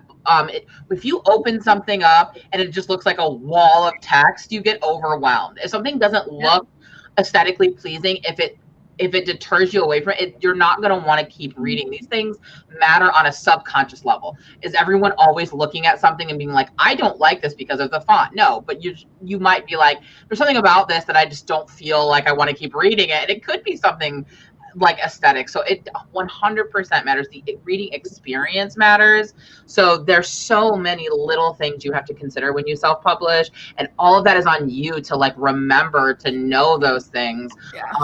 And so you have to take on quite a bit, I think, to do the self-publishing. Especially when in traditionally publishing, there is someone who that is their job. Right. They know how to do that. You don't have to learn every little bit, because like, even to be honest, though, it still happens in traditional publishing. Sometimes I will open up a book and be like, this is laid out weird. Or I flip and there's a paragraph that takes up 2 full pages. I'm just like, what are you doing, high fantasy? I don't need a paragraph that lasts 4 pages. Yeah. I've read so much in ARC now, but I've read some atrociously formatted ARCs where it's like, what? I really hope you fix this for the book. What were you drinking when you put this up on NetGalley? Formatting matters. Yeah. Another thing. Oh, sorry. I was just say there are people that do self-publishing beautifully. That I've seen traditionally published books that are not good covers, not good formatting. There are self-publishing people that do it better. But the thing is, like everyone else has said, you really need to bring it if you're going to do it. Yeah. Sorry. Okay, now Lindsay. And I will be right back. You guys keep going. Yeah. I was going to say, Laura, you said something that made me start thinking about like visuals and stuff like that. And then I was reading some comments, and another great thing that I think maybe some people don't think about as much with traditional publishing is that we're more accessible for certain disabled readers. So for example, I'm sure there's some out there, but I think it would be a lot more difficult, and there would be a lot more going into it for an indie author to make a Braille book or to make audiobooks. Whereas for traditional publishing, that's a thing that's like a norm nowadays, is if you get a book traditionally published, you're going to get the audiobook usually. And for someone, with my particular condition, I only read audiobooks nowadays. And there's a lot of other people that can only read audiobooks, or just people in general who like audiobooks more. Yeah. So that's another thing too that I think could be a pro that maybe people don't really think about. Yeah, I think that's a great point. Accessibility to more people, and more like ways of getting access to the book, whether it be physical, listening. Because I know for just personal reasons, I only listen to audiobooks these days. Like I just I don't really have the time. I listen to them while I work. So I don't really have the ability, like the time to do it outside of that. So I don't read that many, like, and so if you're self-publishing, now that's a whole other venue, because I do have some friends who self-publish who do audiobooks, but that's a whole nother avenue of money, resources, time, knowledge, things that you have to, put into it. So that's why all of that overwhelms me. The thought of having to do all of that work, like, It's like for real, like it's owning, like Lizelle said, it's like running your own business, and having all of these aspects of it. It's a lot for sure. I think when you're self-publishing, if you want to do an audiobook, that is a really hefty expense if you want to hire someone to narrate it, or if you want to do it yourself and you have to buy the right equipment to do it. So again, like Lindsay said, if you can get your audio rights sold traditionally, like there is a level up on it for sure. Like it's not impossible to do these accessible things in self-publishing. Money. Well, and also trad pubs, a lot of them, not for all titles, like I know not all YA do them, but they'll do large print. They do a ton of accessibility work that's just built into your contract and you don't have to worry about it. They take care of it. So I actually love large print, and I can't tell if it's just because I'm getting older or I mean, I zoom the print on all of my browsers, so, and I do it on the Kindle. The Kindle, I'm like bigger. Yes. I also like small font. I'm like, oh, I don't want to read this. Well, I'm getting to a point where I have to now turn up the brightness on all my devices too, because if I have really bad eyesight though, so that's probably why. I have to turn it all the way up, otherwise I can't see it. So I love a good large text novel. But let me tell you, Game of Thrones large text is the biggest tome of a book I own. This is a good question about audiobooks. Lizelle, what has your experience been? And then I can just kind of throw in mine with the audiobook. I don't have any experience so far because it's too far out. I asked about my book. I forgot about that. Is true. Yeah. Mine happened the month my book came out. My audiobook was actually late. So that's a good point. So the answer to that is it depends. Some authors, I'm jealous, honestly. They got to be fully involved in the process. They were sent different audio samples and they got to choose their reader. Some of them got to attend recording sessions. That hasn't been my experience at all with my first publisher. They chose the narrators. I loved who they chose in both cases. They did a really good job. I'm like, good job. And then they came to me, and what I did get to have a say in, I was asked on book 1. I think I provided pronunciation help in writing, I believe. And on book 2 is actually really cool. I got to record how to say certain things from the book, and specifically, and the reader usually will ask you what kind of accent you want them to use. I liked that. So in book 1, I was like, well, technically she's British, or you want to do that. And on the second one, specifically what I did is I read all the German for them because I put a bunch of German in my book, and I apologized to them. And I said, if it's wrong, you can blame me because it will be my fault. So that was fun. I've had friends who've had different experiences. One of my friends, they gave him like 4 choices, and it wasn't ultimately up to him, but he got to give his input. And then another friend, it was just like, we sold your audiobook. This is who's narrating it. And so that was my experience. Exactly. Yeah. We sold your rights. Congratulations. Here's your narrator. Yay. But I nailed it. I mean, but if you're writing an MMYA book, it's almost every single one has the same narrator. Because really? I know, yeah, like literally like 95%, it's all the same guy. He's really good at it, but it's the same guy in every single like literally any major MM book you could think of. That's why it all has the same narrator. Well, he seems like a nice guy though. Maybe he follows me on Twitter. Maybe, I don't know. I wonder if. Sorry. Oh no, go ahead. I was gonna say, I wonder if that's because those other books have sold well, so they're like, we need that narrator because he's really good. There's only one gay dude. Or if he auditions for projects that he wants to read. It's possible. Yeah. It's possible. Ryan Lasella in chat said he was told he could audition for his own audiobook. That's so cool. That's like a dream of mine. I would love to like audio narrate at least like one time. For some reason. That's my nightmare. Like a weird California Baltimorean who says "Og's wrong." So. Yeah. Well, I would talk too fast. I just want to say though that while it sounds like amazing to narrate our own books, like narrators are usually actors, and just because we've written the book doesn't mean that we can sell it in the same way in an audio version that like an actor would do it. Like I've tried to read just like sections aloud to my husband, and I've tried to like read it like, and I'm like, God, I sound horrible saying this out loud. Like just trying to read him a small section. It's like, I'm not an actor. would love to think that I would be the best person to read my own book. But then I have to like know myself and be like, they're putting like a lot of extra stuff in there when they're reading it, that I don't think most people. I would say that I think Ryan LaSala could probably do his own, but I think a lot of us, it's just we think we would be the best because we wrote it. But I think that's something that you probably more than likely want to default to a professional, who. I know I would not. Laura's like nightmare. Acting, like basically, if Lindsay ever narrates her books, it would suck. No, I mean, I think if you can do that, but I can't act. Like I get so awkward and weird. Like I can't role play. I can't do any of those kinds of things. It's too weird. Well, and as someone who reads a ton of audiobooks, I can tell the difference when they hire somebody who is narrating a book versus voice acting a book. Yeah. In the voice acting, like you need to bring it. You need to be acting when you are reading a book, not just like da da da da da da. I'm really picky when it comes to audiobooks. I love a full cast. I love it. That's my dream. That's actually one of my dreams. I should have said in my video is I want my book to be narrated by a full cast. I love a full cast. Ryan LaSala said his book is being narrated by the narrator that I mentioned. So I said 95%. I saw a couple people were asking earlier if we wanted to pivot a little bit. Was asking like what a vanity publisher was and the fun stuff. The difference between that. So Alexa, I don't know if you wanted to go ahead and. Yeah, it's a weird slippery slope.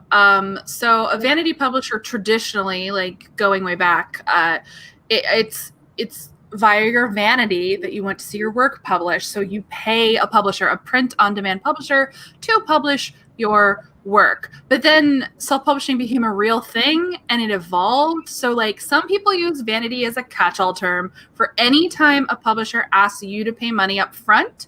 Technically true, but you get into a really weird space because self-published authors have to use services who they pay to do things for them. Yeah. So it depends on, it's basically if you submit to a publisher, if there is a review process and they accept your book to publish, they should never ask you for money. And when they do, that is a vanity press. It is a scam. But there are print-on-demand publishers who you would, of course, approach as a self-published author if you need to get your work printed. So it gets very complicated. It's like, how upfront are they about their business model and what they do? If they're like, we're publishing you because you submitted and we accept your manuscript, but they're asking for money, that's scammy. It's vanity publishing. It's convoluted. Protect yourself. I will say, when I first decided that I wanted to do like the traditional publishing route and like really focus my energies on that, I was tricked into working for a vanity press for like a hot second. It wasn't very long. No, because I figured it out really quickly. It wasn't even like a week. It was like it was like a few weeks, but yeah, it was less than a month. And what it was is like I was supposed to like we got all these things like in, and I was supposed to read and pick the ones that I thought would work well. But I will say, as someone who worked for them, I realized that like they will just publish anything that anyone submits. So because they want it's a scam, they want money, right? So then I was like, because also when I got into it, I was like, who am I to be deciding these books? Like I didn't have any experience. I didn't have anything like. All of my experience was in teaching, and so I just thought like it made me realize like there's something weird about this. So I would say too, like vanity press, it's really like it's people trying to like help you, but really like it's not helping you because they're just looking at the money aspect of it and not like any of the other things. And so as long as anyone who submits to them, they're just gonna go ahead and publish. Yeah, and anytime they require you to buy a certain number of copies, like there's, oh gosh, it's, in terms of traditional publishing, the safest thing is that money always flows to the author, and just keep that in mind. When you're indie publishing, just like go to people you trust who are indie publishing, and ask them who they use and who they've worked with, and were they good businesses to work with? Because I vanity presses and scams, they'll take advantage of anyone, frankly, who's willing to give them money, and you have to be kind of careful because it. And I'd actually like to use that point to sort of segue into talking about, you should be doing research into anyone that you're taking advice from or that you're trying to work with. And I would say that in all aspects, like just because, like that's why we all kind of said what our experience is and where we are, so that you can think about that when you're taking our advice. Because I think there are people everywhere who are going to just unfortunately sometimes just say what you want to hear so that they can get you to and that's everywhere. So I do think that if you're looking for stuff like traditional or self-publishing, there are some great author tubers who are very successful at self-publishing, and they are good resources to see how they're doing it. But make sure that when you are even watching those of us on AuthorTube, look into their credentials, and not everything is as it always seems, so just be careful of who you're listening to, and look for people who have actual results, can you actually find, if they say that they've published a lot of books, can you actually find them? Can you tell that they've sold well? If they say that, look at their covers, what do you think about them? Yeah, if they said that they've been an agent, can you see any books that they've sold? Do you know any of their clients? That editors too, anyone who's a self-styled editor, what are their bona fides? Yeah. Do they have certification? Have they worked with best-selling authors? And not just one or two, because I love it when I see an editor where I'm like, I know for a fact your testimonial is your friend. I see you. Just be circumspect about kind of who you listen to, but also anyone, of course, you give money. Anytime there's an exchange of money, just be very, very wary. So they were asking, I don't want to I will say one person just in particular that I know gives a lot of advice on the self-publishing is the Courtney Project. She is a very successful self-publisher and gives a lot of proof is in the pudding. She's got the catalog. I've learned a lot watching her videos. There's a lot more than her, but I would just say from my experience, she's the one who does the most videos on how to do it and giving you those kinds of answers. And she gives both not both sides, but pros and cons. I loved her video on Kindle Unlimited. I learned something, and she wasn't sugarcoating the bad sides of the experience. Yeah. I find that you should look for, generally anytime you're taking advice from anyone, look for people who don't sugarcoat too much, who are honest but also fair. You can be really tough about something, but then be misleading about how you talk about the other side. So it's not always about being sassy. She says genuine and honest, Yeah. Someone mentioned Lyra Parrish. That is the same person as Courtney Project. She has a couple names that she uses. Yeah. Yeah, Kennedy Fox. Kennedy Fox. One. Yeah. Yes. So Courtney Project is the name of her YouTube channel. Yeah. She's great. Oh yeah, Heart Breathings as well. Yeah. She's successful. She's doing a whole series. She's doing a whole series right now on writing a series. Yeah. Yeah. So, but we love each other, so we trust each other. I guess let's go ask question mark. It's writing is a labor of love, and we really just want our stuff to be seen by other people. And so sometimes a little, we have blinders on and we get taken advantage of. And it is a rite of passage. Soul, it's a rite of passage to have to learn these mistakes sometimes. But that's why I just said, just be careful of who you're trusting with what information. With agents too. It's why I'm so harsh, and people get mad at me and they're like, "You don't want me to sign with an agent?" I'm like, "I don't want you to sign with a bad agent." It derail. It's not just derailing your career, and it does. I'm telling you, I have friends. It skewered their self-confidence and ability to judge their own judgment for years because they basically felt taken advantage of and lied to. You basically end up with PTSD from a bad business relationship. Please, I love you all. Don't do it. Yeah. Bad publishers too. It can be bad publishers. Doesn't have to be an agent. So. Yeah. Ryan wants to know what advice we would give baby writer you. Aww. She was a I love lot. that picture, by the way, Ryan. It just, for me, that's not even what he looks like. Like that looks like he's like a jewelry dealer. It reminds me the Jersey Shore. Like what is it? The Adam The Rock. Sandler like fake band. They did the Oh yeah. in a box video. That's what it kind of reminds me of. Lonely Island Boys. That's who they are. Sorry. All right, advice for our baby selves. I would tell myself that I can write what I want to write, not what I think will get published. Because my first book, I wrote about a white girl because I felt like paranormal books or just YA books that only got published if they were about teenage girls. So I couldn't write about a gay boy because those didn't get published. So I would tell myself to write what I want to write. Because that girl book didn't get published anyway.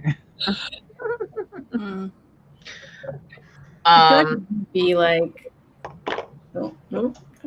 I feel like it would be like, don't rush your work.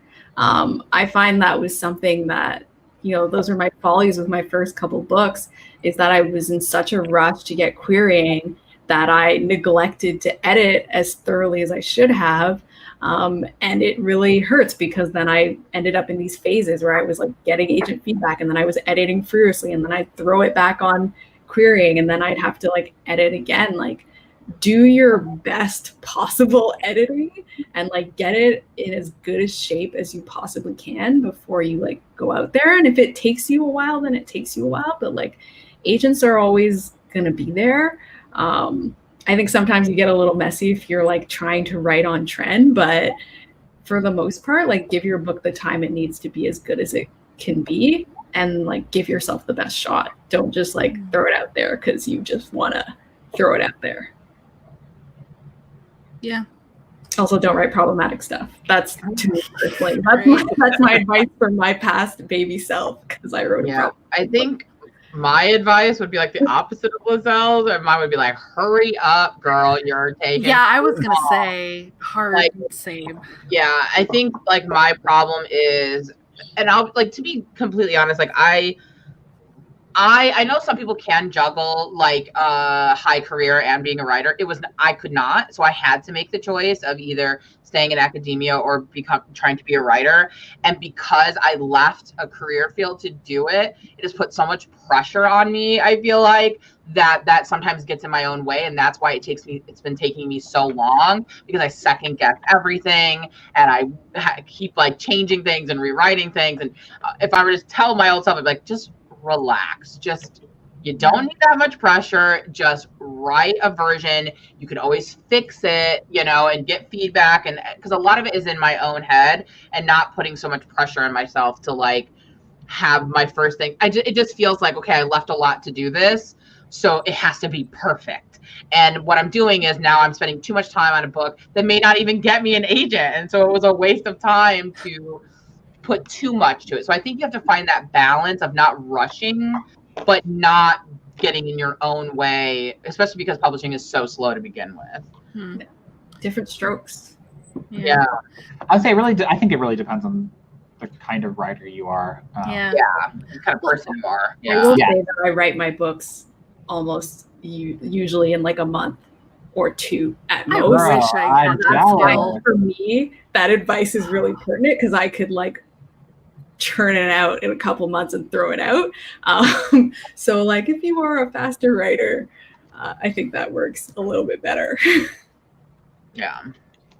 See, it's so hard for me because like I'm not someone like it sounds so cheesy, but I have found that things tend to happen for a reason. Like I didn't get into NYU, but BU gave me a bunch of money and changed my life. So like I don't regret that. Now my college drama.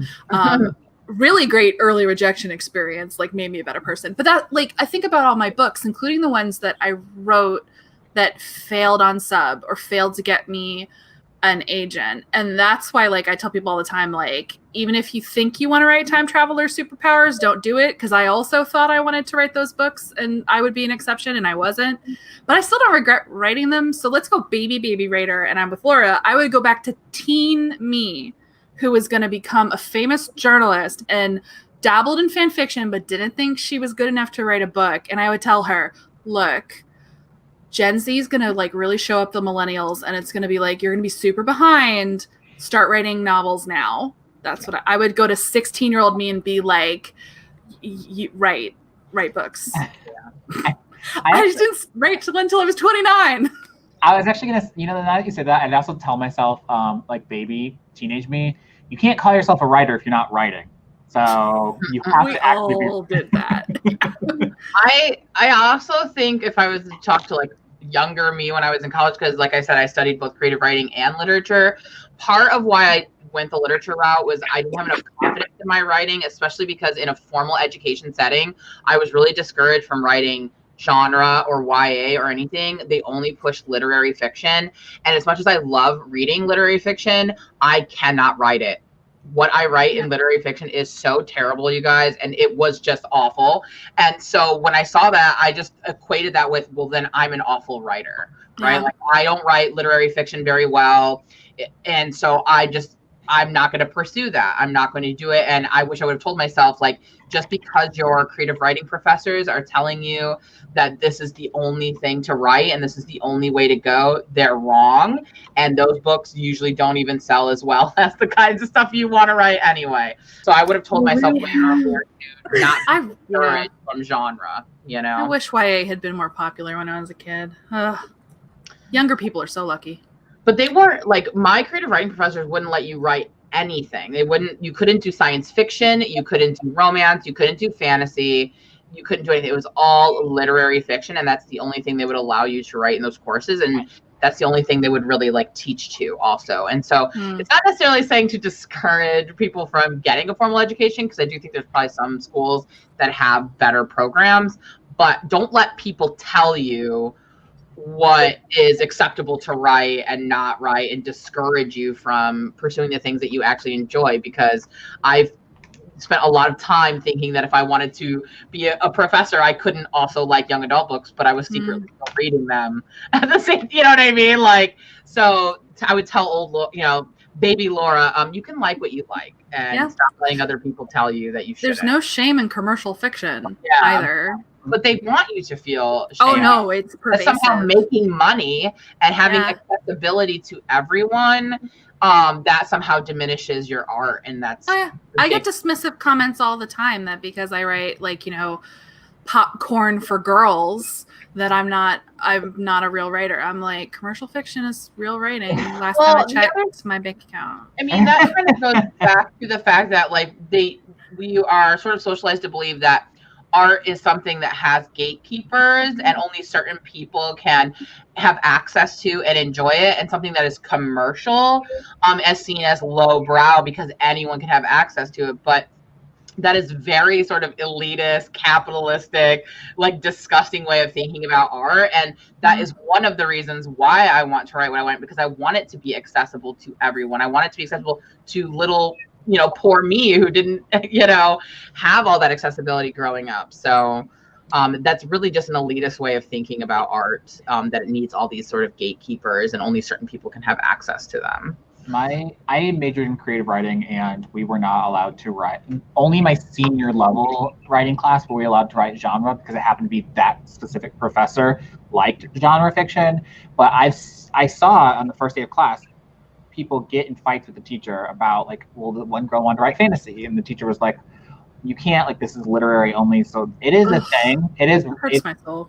Yeah. And she was like, well, fantasy, you can't get real life things out of. And the teacher was really adamant and really mean about it. And saying, how poorly read was that teacher? Well, she got fired the next year. Oh, good. That makes me feel better. But the teacher that did accept genre also taught a post-apocalyptic literature class, so he was just the best teacher ever. That sounds fun. It was a really great class. Honestly, I feel like they have to be better now. I remember when I was in college and just post, I was part of the generation of teachers who taught Harry Potter, and it was so radical at the time, and I feel like that's normal now. So meaning I feel like it's more accepted to teach genre fiction as well as young adult fiction and kids fiction as legitimate things in academia. I hope it's better. So I will say, from the teaching end, it's more accessible to teach courses that examine the literature. It is still not accepted to teach courses on how to write it. That's because what is sort of being said is that genre fiction is formulaic and it's just plug and push. So that is the reason, and that is and that has been even when it is. What is the problem? I just want to read a thriller that's going to tell me a similar story over and over again, no regrets. Yeah.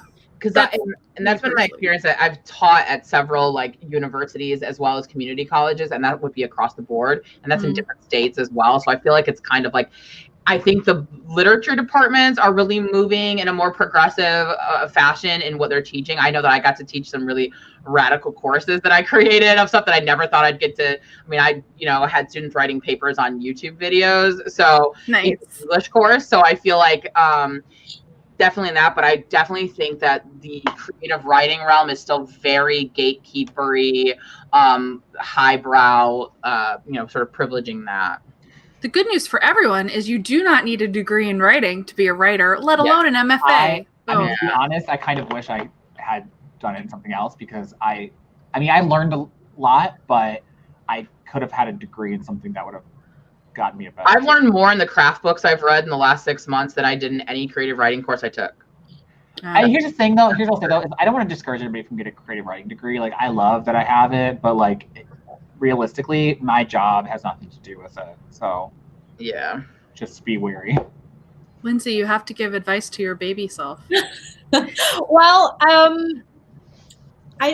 kind of would say the same thing Kevin did. He would start writing earlier or sooner or whatever. And I feel like that. I was like, man, I would love to be at the place I am now as like a 21-year-old. That would be really nice. Although also not, because how embarrassing were we all at 21? So sometimes it's just lengthy. For yourself. No, I'm kidding. I wrote books at 16 and 22, and not good. Not good. Yeah. I'm much more pleased with what I wrote at 26 maybe. Yeah, I'm much more pleased with that, to be honest. I'm perfectly cool with where I landed. Yeah, I've looked back at some of my fanfics since for me it was fanfic, and I'm like, so melodramatic. I just mentioned this yesterday that I still have my fanfiction.net account, and I know what my screen name is, so I went back and read it recently, and I wrote it when I was like 15. It is so cringy. Yeah, I know mine as well, and I can't look because I can't handle the embarrassment. It brought back like some weird like feelings and memories from back then that I wasn't expecting. So don't do it, Alexa. No, it's like the stuff I wrote. That's the thing. Like my Harry Potter fiction, I was in my mid-20s, so it's less bad. Well, yeah, my Buffy fic is like my Harry Potter fiction. You have Buffy fic? Yeah. No way. Excuse me. I ran at the time the largest Buffy Xander fanfiction archive on the internet, but it was the 90s. So that doesn't mean much. I gotta see this. It doesn't exist. I was legit. Like I was unpopular in high school. What do you expect? I was in Yahoo groups, like all of those discussion groups for fandom. Like, yeah. Well, I used to role play Teen Titans on Neopets.com. On Neopets. Neopets. So I was writing some real cringy stuff. Oh, I feel like I'm like the only person who never wrote fan fiction, and I feel like I missed a whole part of like the writer's journey. But I'll tell you, I just wasn't that in that realm like when that started sort of like becoming popular. But I will tell you now that I understand the sort of impetus to do it, because I feel very much about that with Kylo and Rey from You Star just Wars. had to find your fandom. I was like, man, if I ever was gonna write fanfic, it would totally be Reylo fanfic, because is 37 too old to write it? I don't know. No. Tell me. You're fine. Do it if you want. Whatever. I never read any. I just read. Okay. You were a lurker. Okay. Yes, I just looked and I read, but that's because I was too lazy, and I was like, I don't want to use my like book writing time to write fanfic, and then I can't like do it. So you were already serious about novel writing, and that's the thing. Like, baby me, I just want to be like, the fic's great. You can do the fic, but what about novels? But I wasn't ready, so no regrets. Yeah, I was in writing clubs because that was like the only club I felt belonging to. Yeah, in high school, we had a writing club. So when I was 15, I finally like got up the courage to join it. And then I was doing that 15, 16, and then 17. I was like the president of the writing club. I love that. So I'm super jealous. I was like, because we had like teachers like helping and mentoring us, and like I had to be told to call myself a writer because I would be like, well, here's my like little novel thingy that I'm kind of working on. And my teacher was like, well, you've been sharing bits and pieces of this with us for months. So this is your novel and you are a writer. And I was like, oh, okay.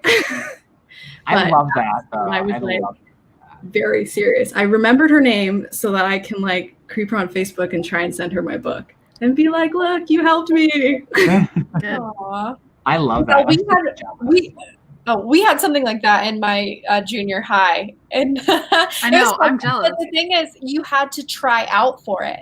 And my first year, I tried out, and I wrote this like awful story about a kid who was trying. Okay, I wrote the story about a kid trying out to get in this writing program, So and they fell asleep on their desk, and then a gnome chased them all around the school, and to no one's surprise, I didn't get in. Do you still have the story? Do you still have it?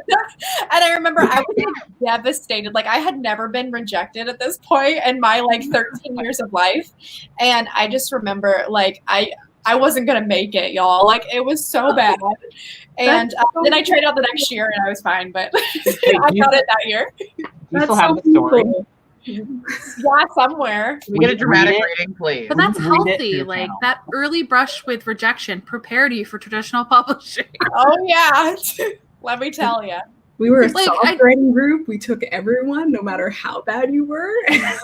Canadians. Well, I should have gone to Canada. That was actually one of my issues with my creative writing program is you only had to try out for the senior level. So I got a lot of people in my creative writing classes that were just like saw it as an easy grade and like they didn't try. And that was so irritating as someone that was taking it. I was like, this is my career, this is my major.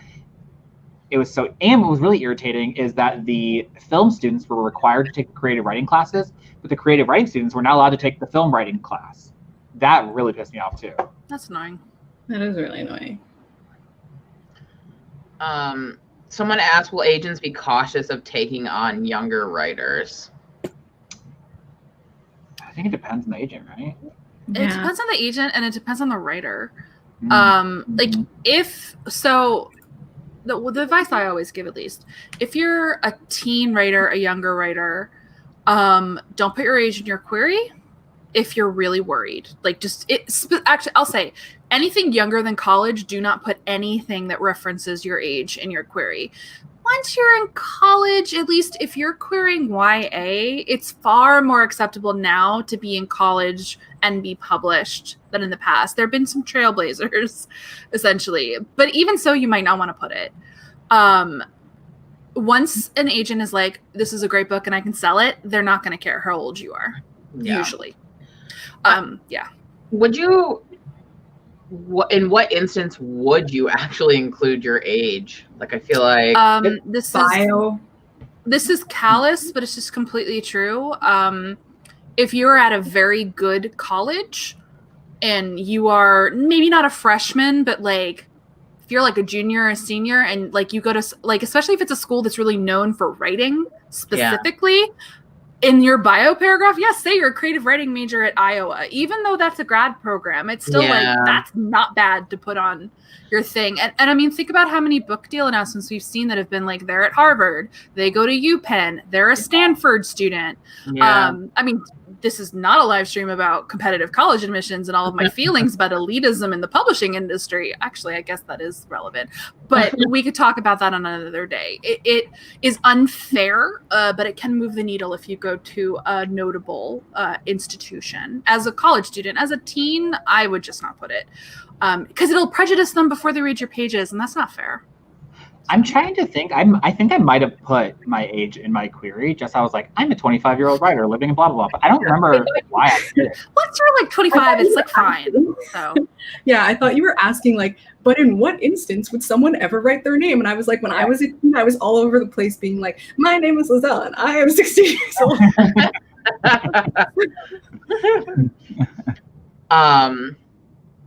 Yeah, I think you're right. I think that it more points to, is there something about your age or where you're at in life that could give you a leg up in terms of like looking good to an agent? And for YA, the answer is usually yes. Except again, like tell them once you have an offer if you're a teen, because there's just like, it is a little scary to see, oh, they're 15, and it can definitely prejudice a reading experience. But yeah, if you're in college, you're young, that's a pro in YA. Publishers like it. Literary, what do you, because those of you who have experience with literary, I feel like it would work against you if you're in your 20s querying a literary novel. Yes. Because they'll think you don't have enough life experience. Yes, 100%. Yeah. Yeah. So just like use your middle name if you've got a grandma name, sound a little older. Right? I don't know. So, yeah. That is, it's definitely a thing because, like, for instance, my boyfriend Damien, he sold a memoir and his graphic novel memoir, and he's had people ask him, like, you're only so and so age, like, what do you have to write about? So, like, people will question you. People will. You can't win, so you can't. Not with a lot of people.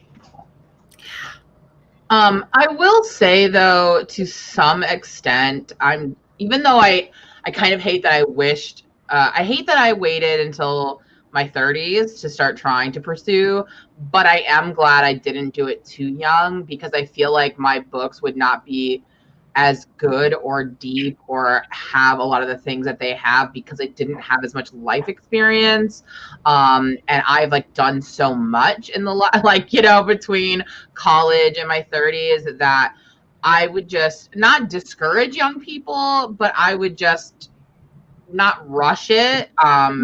You might need to live a little and write a lot of stuff that doesn't get you an agent, that doesn't get published. Like, I wouldn't necessarily, I think it just depends on like how much you have experienced, but then also like how much you've experienced in terms of writing. Like Lizelle and Lindsay were doing it in clubs and like middle school and stuff. I wasn't doing that. Like, I need so many years of writing practice before I'm ready to pursue it more. So I just wouldn't rush the process, just because even though they like it when you're young and writing YA, it still has to be like good. Like, it still has to be a high quality writing. That's what they like, is when it's high quality and you're young, because then it's something out of the ordinary.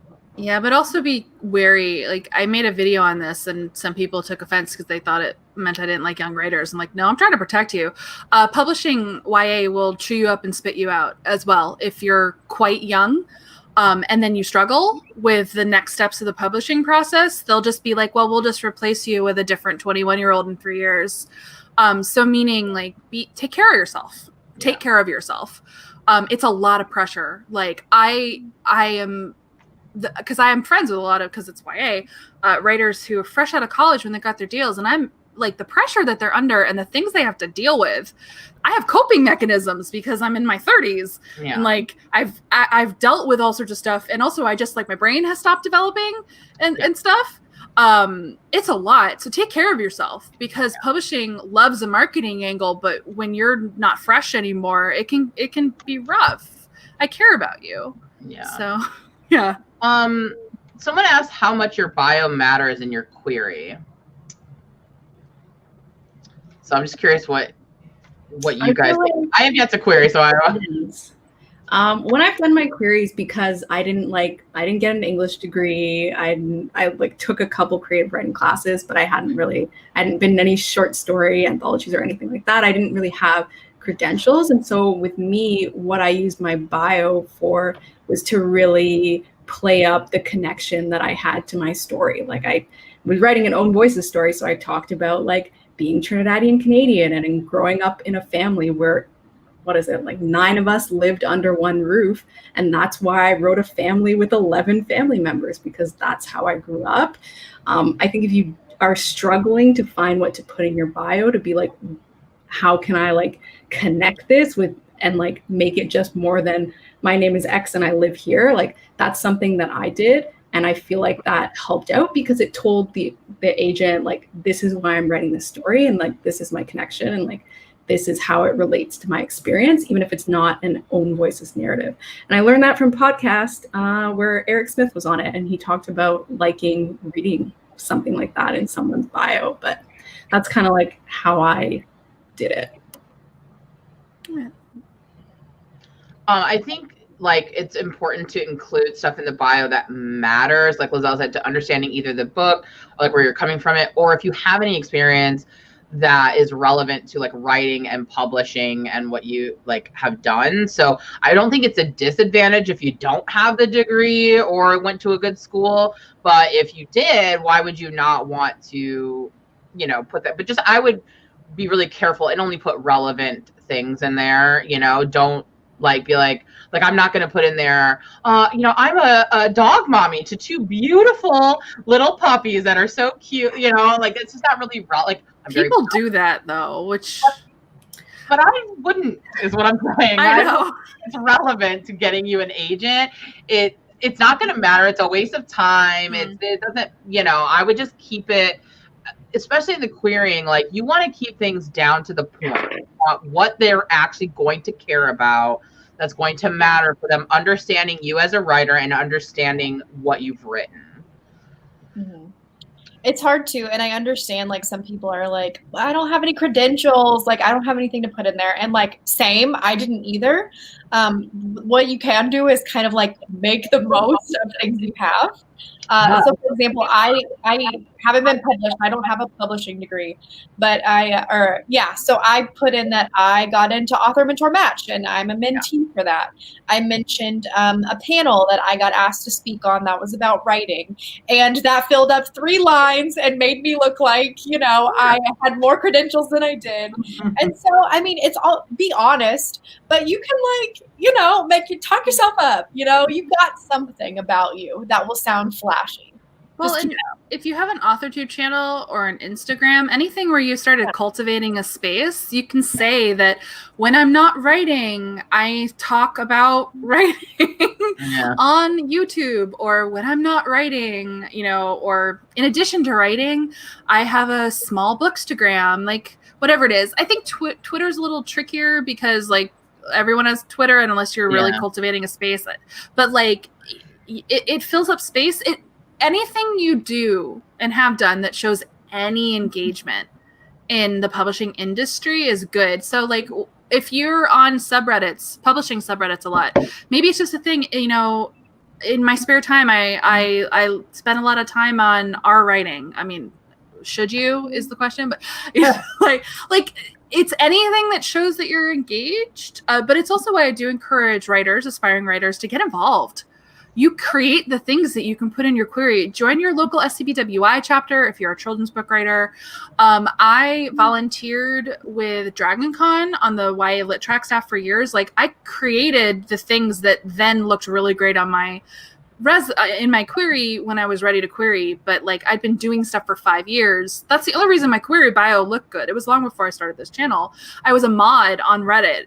You can create a subreddit or get into modding on places.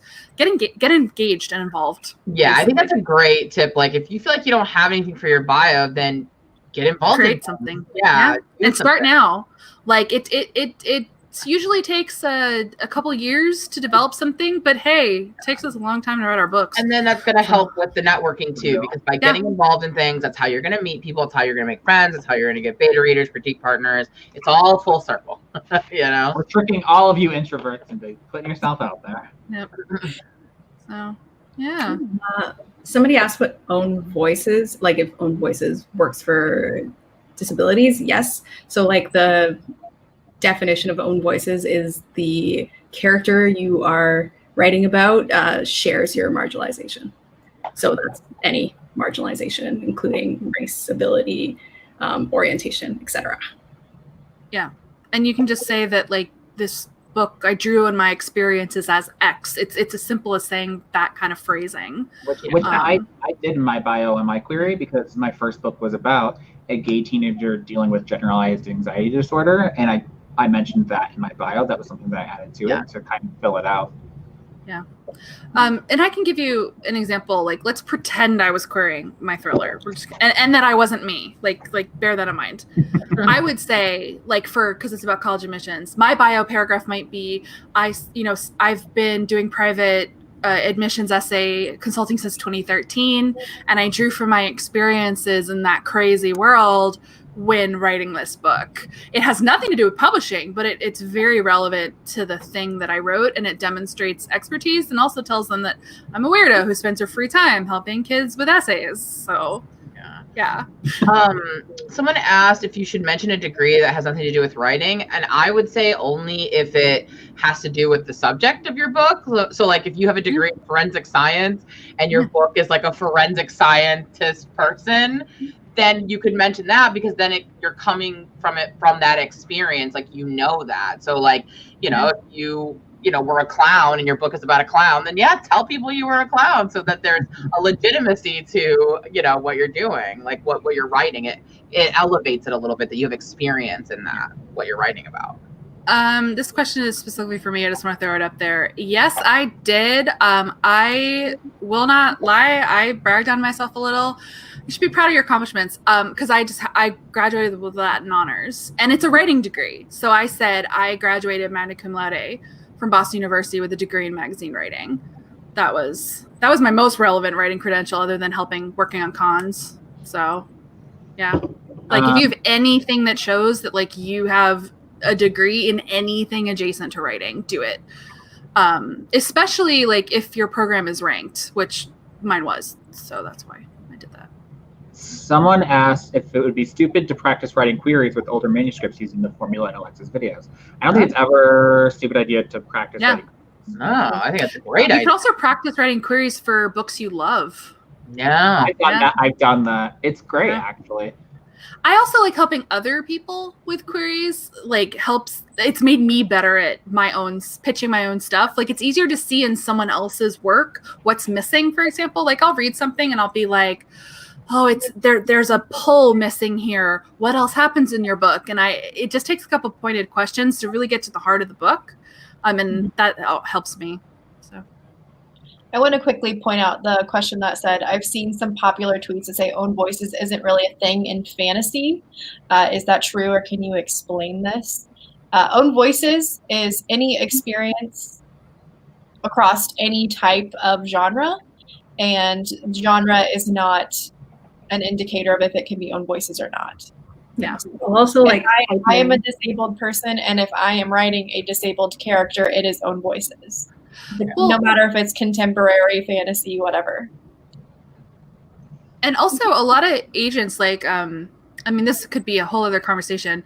No one should ever feel that they have to write their own marginalization in their book. Many agents are looking for any marginalized writers writing anything because there's just a lack of diversity in the industry. So it doesn't have to be like you could write.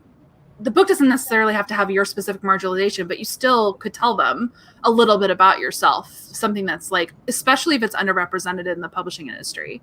I always worry when writers feel like, does that mean I have to write my exact marginalization in my book? No. But you have to be careful how you use the term own voices. And this is how, because you don't want them to expect to find something in the book that isn't there. But I think there's a pressure there for a lot of writers to write exactly their marginalization in every single book. You don't have to. I will also like hype up to say like own voices is in regards to marginalizations. It's not just you matching your main character in any way. It is specifically for marginalized identities. Yes. And if you're not sure if it's marginalized, we'll just take a break. Yeah. I have stories. I said it in the video I made, like, bless Author Mentor Match, like genuinely. I got some that I would have never thought of, even as like a joke. So let's see. Questions. If we missed questions, you can throw them back up because the chat moves really fast.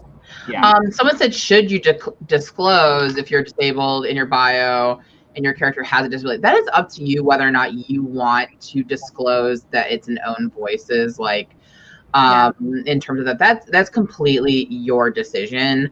I would say that, like, it could be, unfortunately, sometimes people will call into question your credibility to write a marginalization. So I think that's why some people are more, just know that if you don't disclose, then it could be questioned. And that's unfortunate because you shouldn't have to prove, these types of things. But I think it's because so many people have taken advantage in the past and wrote from marginalized voices that they're not in a position to write on, that now there's a backlash to that, and people are wanting to make sure that you are. But that is 100% up to agents you. ask more questions now up front, mostly because they don't want to be kind of part and parcel to bad rep. And I also there are situations where I've heard of ed board before acquisitions, they will ask for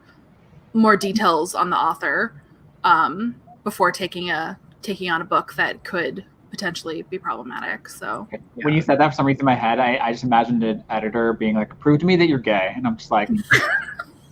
And that is a problem, though, because then you have some people who are closeted writing an own voices novel, and they're not going to talk about that. That I actually have a lot of feelings about on that. Twitter just this week. There was a situation where there was a person who was another disabled, one. And it was called into question if they were or not. And I think very harmful for that person. I can only imagine what it would be like to be like a closeted person having to deal with that. And I have friends who have gone through that and who have, I know people who've been outed. So yeah, it's terrible, but it is like something we do nowadays. Like we police people's identities because there have been so many times that stories have been written that were by people who are not that identity. So it's like both ways, it's a mess. So I was gonna say that's the issue, is that it's the need for it to be proven now, quote unquote, because people take advantage of it, because our stories have been taken from us so many times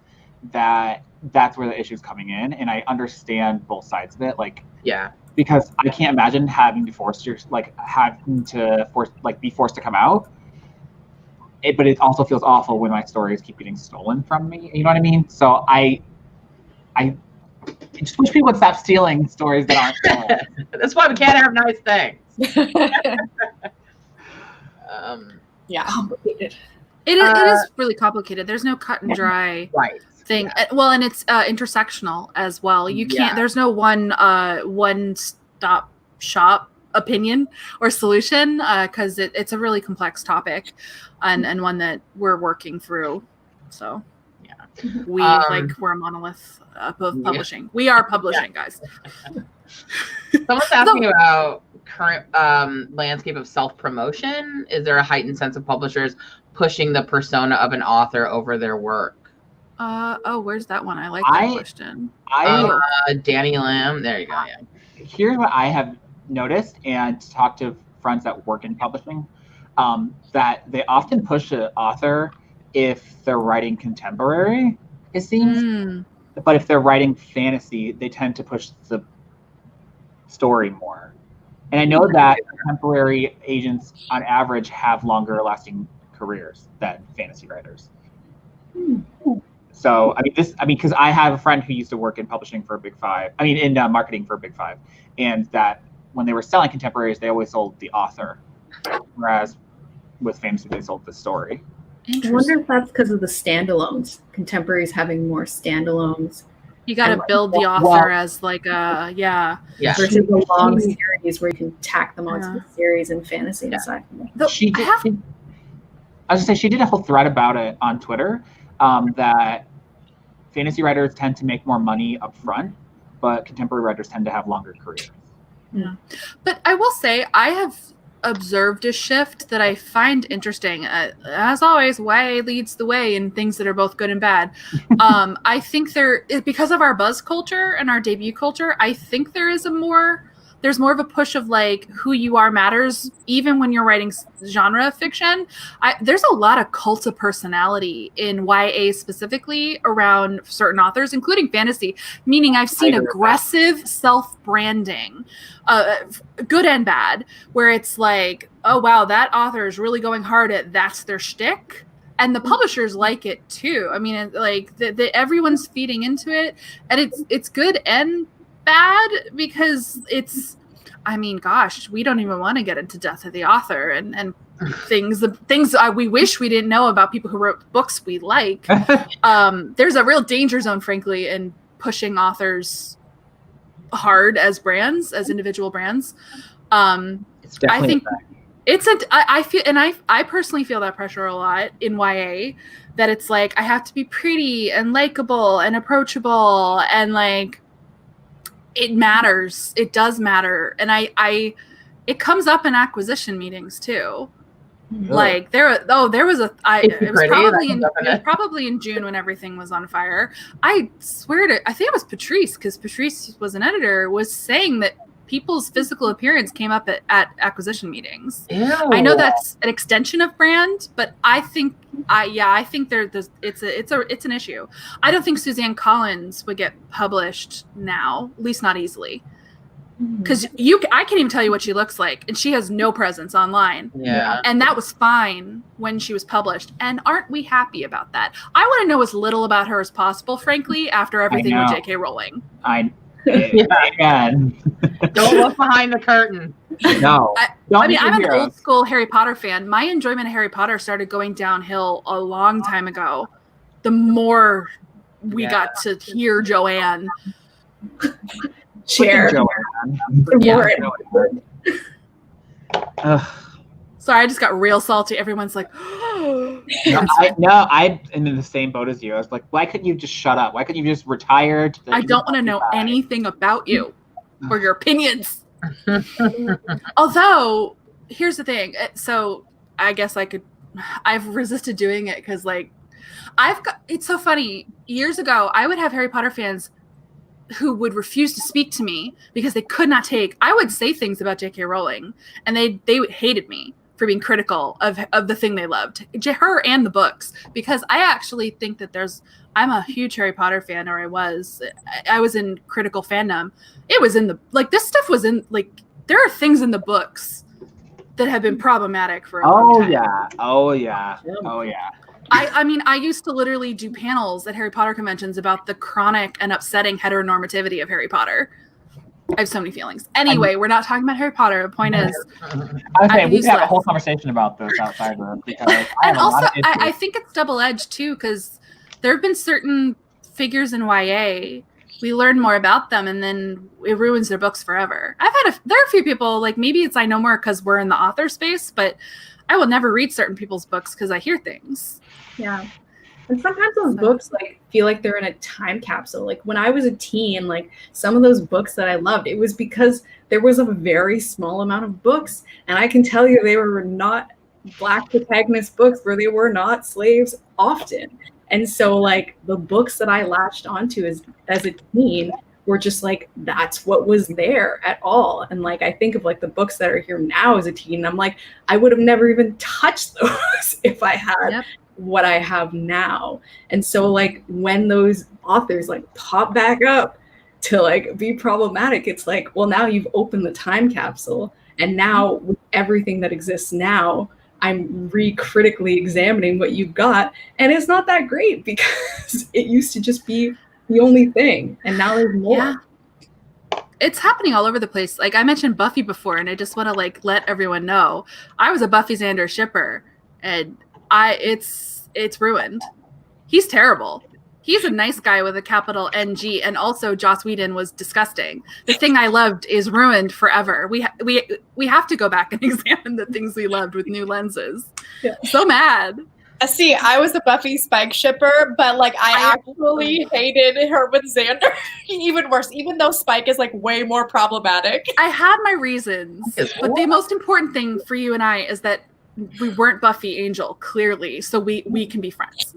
So. Nice guys are boring. They were just so mopey. Anyway. I never watched the show. So. I would say watch it now. It is a trip, but it's so of its time. I watch it now and I'm wow, this was hashtag white feminism 1997. It's very it was groundbreaking at the time, and I'm what a beautiful blonde woman. I'm a quality hoe. I won't watch a lot of things that were made before 2000. I just won't. I don't want to look at the quality of the screen. And I'm I'm not there anyway, so I'll just move forward. And like some select things from the past I can like The Craft, I'm on board with you still. I like the 90s had some really good movies that I'm going back to now, but they're all like cheesy popcorn natural disaster movies. Like Dante's Peak holds up. I love really that does. movie. Oh, you just made me so excited. I was just telling my husband the other day how I miss disaster movies. I was like, can we get a good tornado movie again? I miss Twister is so good. We watched The Real World is a disaster. We watched Night of the Twisters, which is like a broke down made for TV. I remember that. It was terrible. Wasn't Devin Sawa in that? Devin Sawa. We rewatched it last week. The whole movie is on YouTube if you want to watch it. It's very Canadian. It's fantastic, and it's still 10 out of 10. Would recommend. Just know what you're getting yourself into. A 90s Canadian made-for-TV movie. You were making some bad stuff for a long time. There was like, me and my friends laugh about the Canadian filter, which is like the way that Canadian TV shows like were like produced differently from US shows. So you could tell because some of them were so good. Some of my favorite shows as a kid were Canadian, and I didn't know it at the time. Same. Like what I think it was called Flash Forward or something. Yes. You got me. Starring what's her face from Firefly. 15, I love that. There was a show called 15, and it had Ryan Reynolds in it. Was it 15 or was it 16? It was called 15. I have 15 was a different show. And even just like Anne of Avonlea on Disney, like some good stuff. Yeah. So many, and of course Degrassi. I won't take us down a Degrassi hole again. Let's not. I want to say something about something that someone said earlier. Rose said to separate the art from the artist, but when it comes down to it, sometimes it's really hard.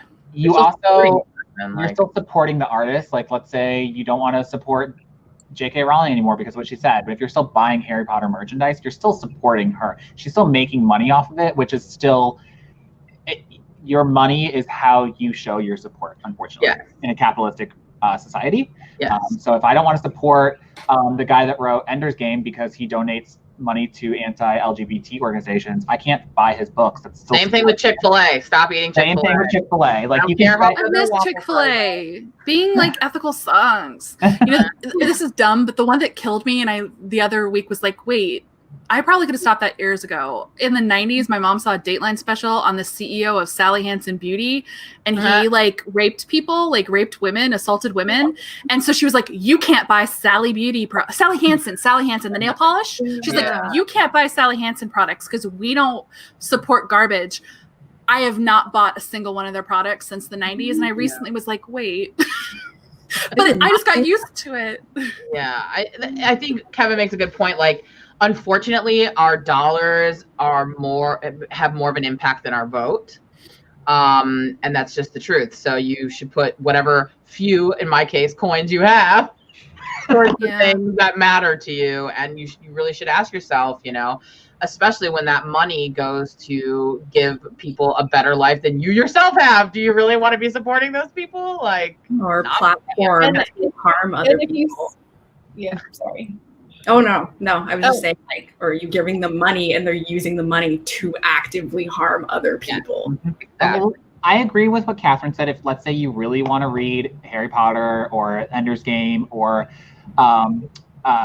Outlander, I would suggest not buying from new. I would suggest buying it by used. That's what I was about to say. If you want to buy your Harry Potter books, go to secondhand. If you want to buy merch, Etsy is amazing. Support local and small businesses that make Harry Potter merch. Like that's what I would. I agree with that. There's Who will probably be shut down by Warner Brothers with a cease and desist. Well, J.K. Rowling is really on that. She does not. It's actually not her. It's Warner Brothers. I actually know a lot about their licensing divisions. I know that she also, though, is very stringent about her rights, like what she retains, which is why she didn't end up going with Disney. It's a whole story. Yeah. I'm sure you know all about it. Oh, Hollywood stuff. See? No, it's so fascinating, the licensing stuff. Anyway, but yes, I agree.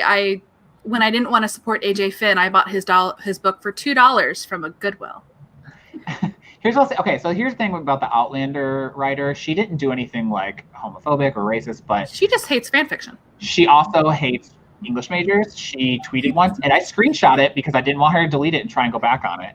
She tweeted once that if you get an English degree, you might as well get used to saying, do you want fries with that? Because you can't do anything useful with the English degree. I remember that tweet. And I was like, you know what? I was like, you know what? I'll never support you now. So yeah, I screenshot it. I was like, she's going to try and backtrack. My thing with her is that she hates fan fiction, and she likened it to sexual assault, and I think that's really tacky. Oh God, does she know S.E. Hinton? Because relatable content. Let it go. You know, but yeah. Oh yeah, because S.E. Hinton said that you can't interpret her characters as gay. And I was like, we can do whatever the hell we want. Nice try. Well, they can have a party with Anne Rice because they all don't like the fanfic, the interpretation. So George R. R. Martin doesn't either. I know. Oh, there you go. He said in an interview once that it's a waste of time and that you should be creating your own characters. And I'm just like, why do you care? Why do they care? It's free marketing. Why do you care? It's weird to me why people. I want people to write fan fiction of my stuff. I so badly. I don't want to say anything rude, but I hate them a little bit. So someone has been asking about pitch contests on Twitter. Oh. I saw it a couple of times. That is how I got my agent, was through not DV Pit, but the other one. Pitmad, sorry, yes. I got yours through DV Pit, no? Rena found me through Pitmad. I did get a lot of interest that all ultimately became rejections on DV Pit, but I ended up getting Rena through Pitmad because what happened was I participated in DV Pit, and Pitmad was like a month and a half later, and I almost didn't do it. I was like, well, I already had all this interest in DV Pit, and I ended up doing it anyway, so it was good that I did because that's how I got my agent. Yeah. It really works for some. I find it works for some people, and not like some books just don't pitch as well. I was going to say it would have to be like a high concept, I think, to work well, because I've seen so many, people that I follow on Twitter that take part in this, and the pitches are just so vague, and I'm like, vague. They're very, and I'll tell you, like, this is like there's an increasing amount of agent backlash, I'll say, against the there's a saturation of pitch contests on Twitter. There's a lot of them. It's hard to keep up, but also, like, I've asked my agent about it. An overwhelming number when they come into the query inbox, they're not good enough. Meaning a pitch can sound sexy, but you got to bring it. The book has to be ready, and most people aren't ready. So, like, that's not like a knock against them. It means the overwhelming majority aren't going to get signed from Twitter pitching, but when it works for people, it really works. I have, I think, 2 agent siblings who came from Twitter pitches, so obviously works. But you have to be careful with pinning all your hopes on it, basically. I will also say to read the rules very clearly, because some people on Pitmad will just do the same tweet over and over again, like for 12 hours straight. And it says you can only pit tweets so often. And agents will see you doing that, and they will avoid your tweets because of that. So if you can't follow directions, that doesn't speak well to how you're going to be to work with. Well, and also with the analytics, you're better off with 1 or 2 tweets that get some traction that'll show up in their feed versus that shotgunning your pitches. So, I just think, like, a lot of times the pitches that I see, people are so focused on making their pitch, like, thinking about it from their perspective and not like what would entice someone. Like, they want it to be a summary of their story rather than the best bits of the story and saying it in a way. So I just feel like, I also think because the reason what you were saying, Alexa, that like a lot of them are not actually ready, because I feel like if you were ready to query, you would already be querying. Like, you wouldn't, like, you know what I mean? It's not always the case, but I think sometimes because it's so much easier to just tweet a pitch, people are pitching way before they're ready. Well, and people want the adrenaline high of doing well in them. Like, I've seen people admit that, which good on them. But I've just heard a decent number of stories where a book was just not quite ready. And what ended up happening was, their pitch blew up. But the only agents who offered were low-tier agents, because the top-tier agents were not willing to take on a fixer-upper. It didn't matter that the pitch was sexy. And that's always something to keep in mind with top agents. most of them will not take fixer-uppers. You need to be really polished if you want to land those agents. Now, if you know that you would be a great fit for an editorial newer agent who's hungry, that can work out really, really well. But like, just kind of be aware that you can blow your shot with those agents who don't want the time investment in that kind of project. And usually you can't query them again because you already sent them your query from a pitch contest. So don't use up your shot. And vet your agents, the ones that like, because they can be agents. There are some grade A schmagents and schmublishers, which is not a word, like bad publishers. They troll those tags more than the good agents now, depending on the pitch contest. I'd say the highest quality one is DB Pit, but to that end, like, don't scam DB Pit by faking a marginalization because it's the hot one. I've seen that too. So, and Beth will not take that. So. I will say that the reason why I did the pitch contest is because I was already querying. I was already at that stage. So don't jump the gun. In fact, some agents, there was I think 2, liked my tweet and I already queried them. So I was like, hey, I already queried you. And they were like, okay, yeah, just like reply to that and put in the headline or whatever. Yeah. So I agree that don't do it just because you're like, I want to jump on this train, because I almost did that the first time. I almost rushed into Pitbad specifically because I just wanted to do it because I thought it would like work for me, and I held off. I think Laura talked me out of it, and it worked the next time. So like wait until your book's ready, and like if you're already going to be querying, then it won't hurt. Yeah. And I really do understand the impulse, but sometimes you got to fight it. Like I almost pitched Brightly Burning at the time. And I held on because my thing was I didn't want anyone to know my concept. Sometimes your concept can actually be so good you should not tweet it publicly. I firmly believe that. I'm glad I didn't. And there is a case that I know of where someone's comps were stolen from Twitter, and it happens. Now, a high concept isn't your whole book, but some concepts are so high that someone else can steal your thunder. Just be careful. Yeah. I don't mean to scare people, but I have no regrets. I'm not unique enough for anyone who wants to steal mine.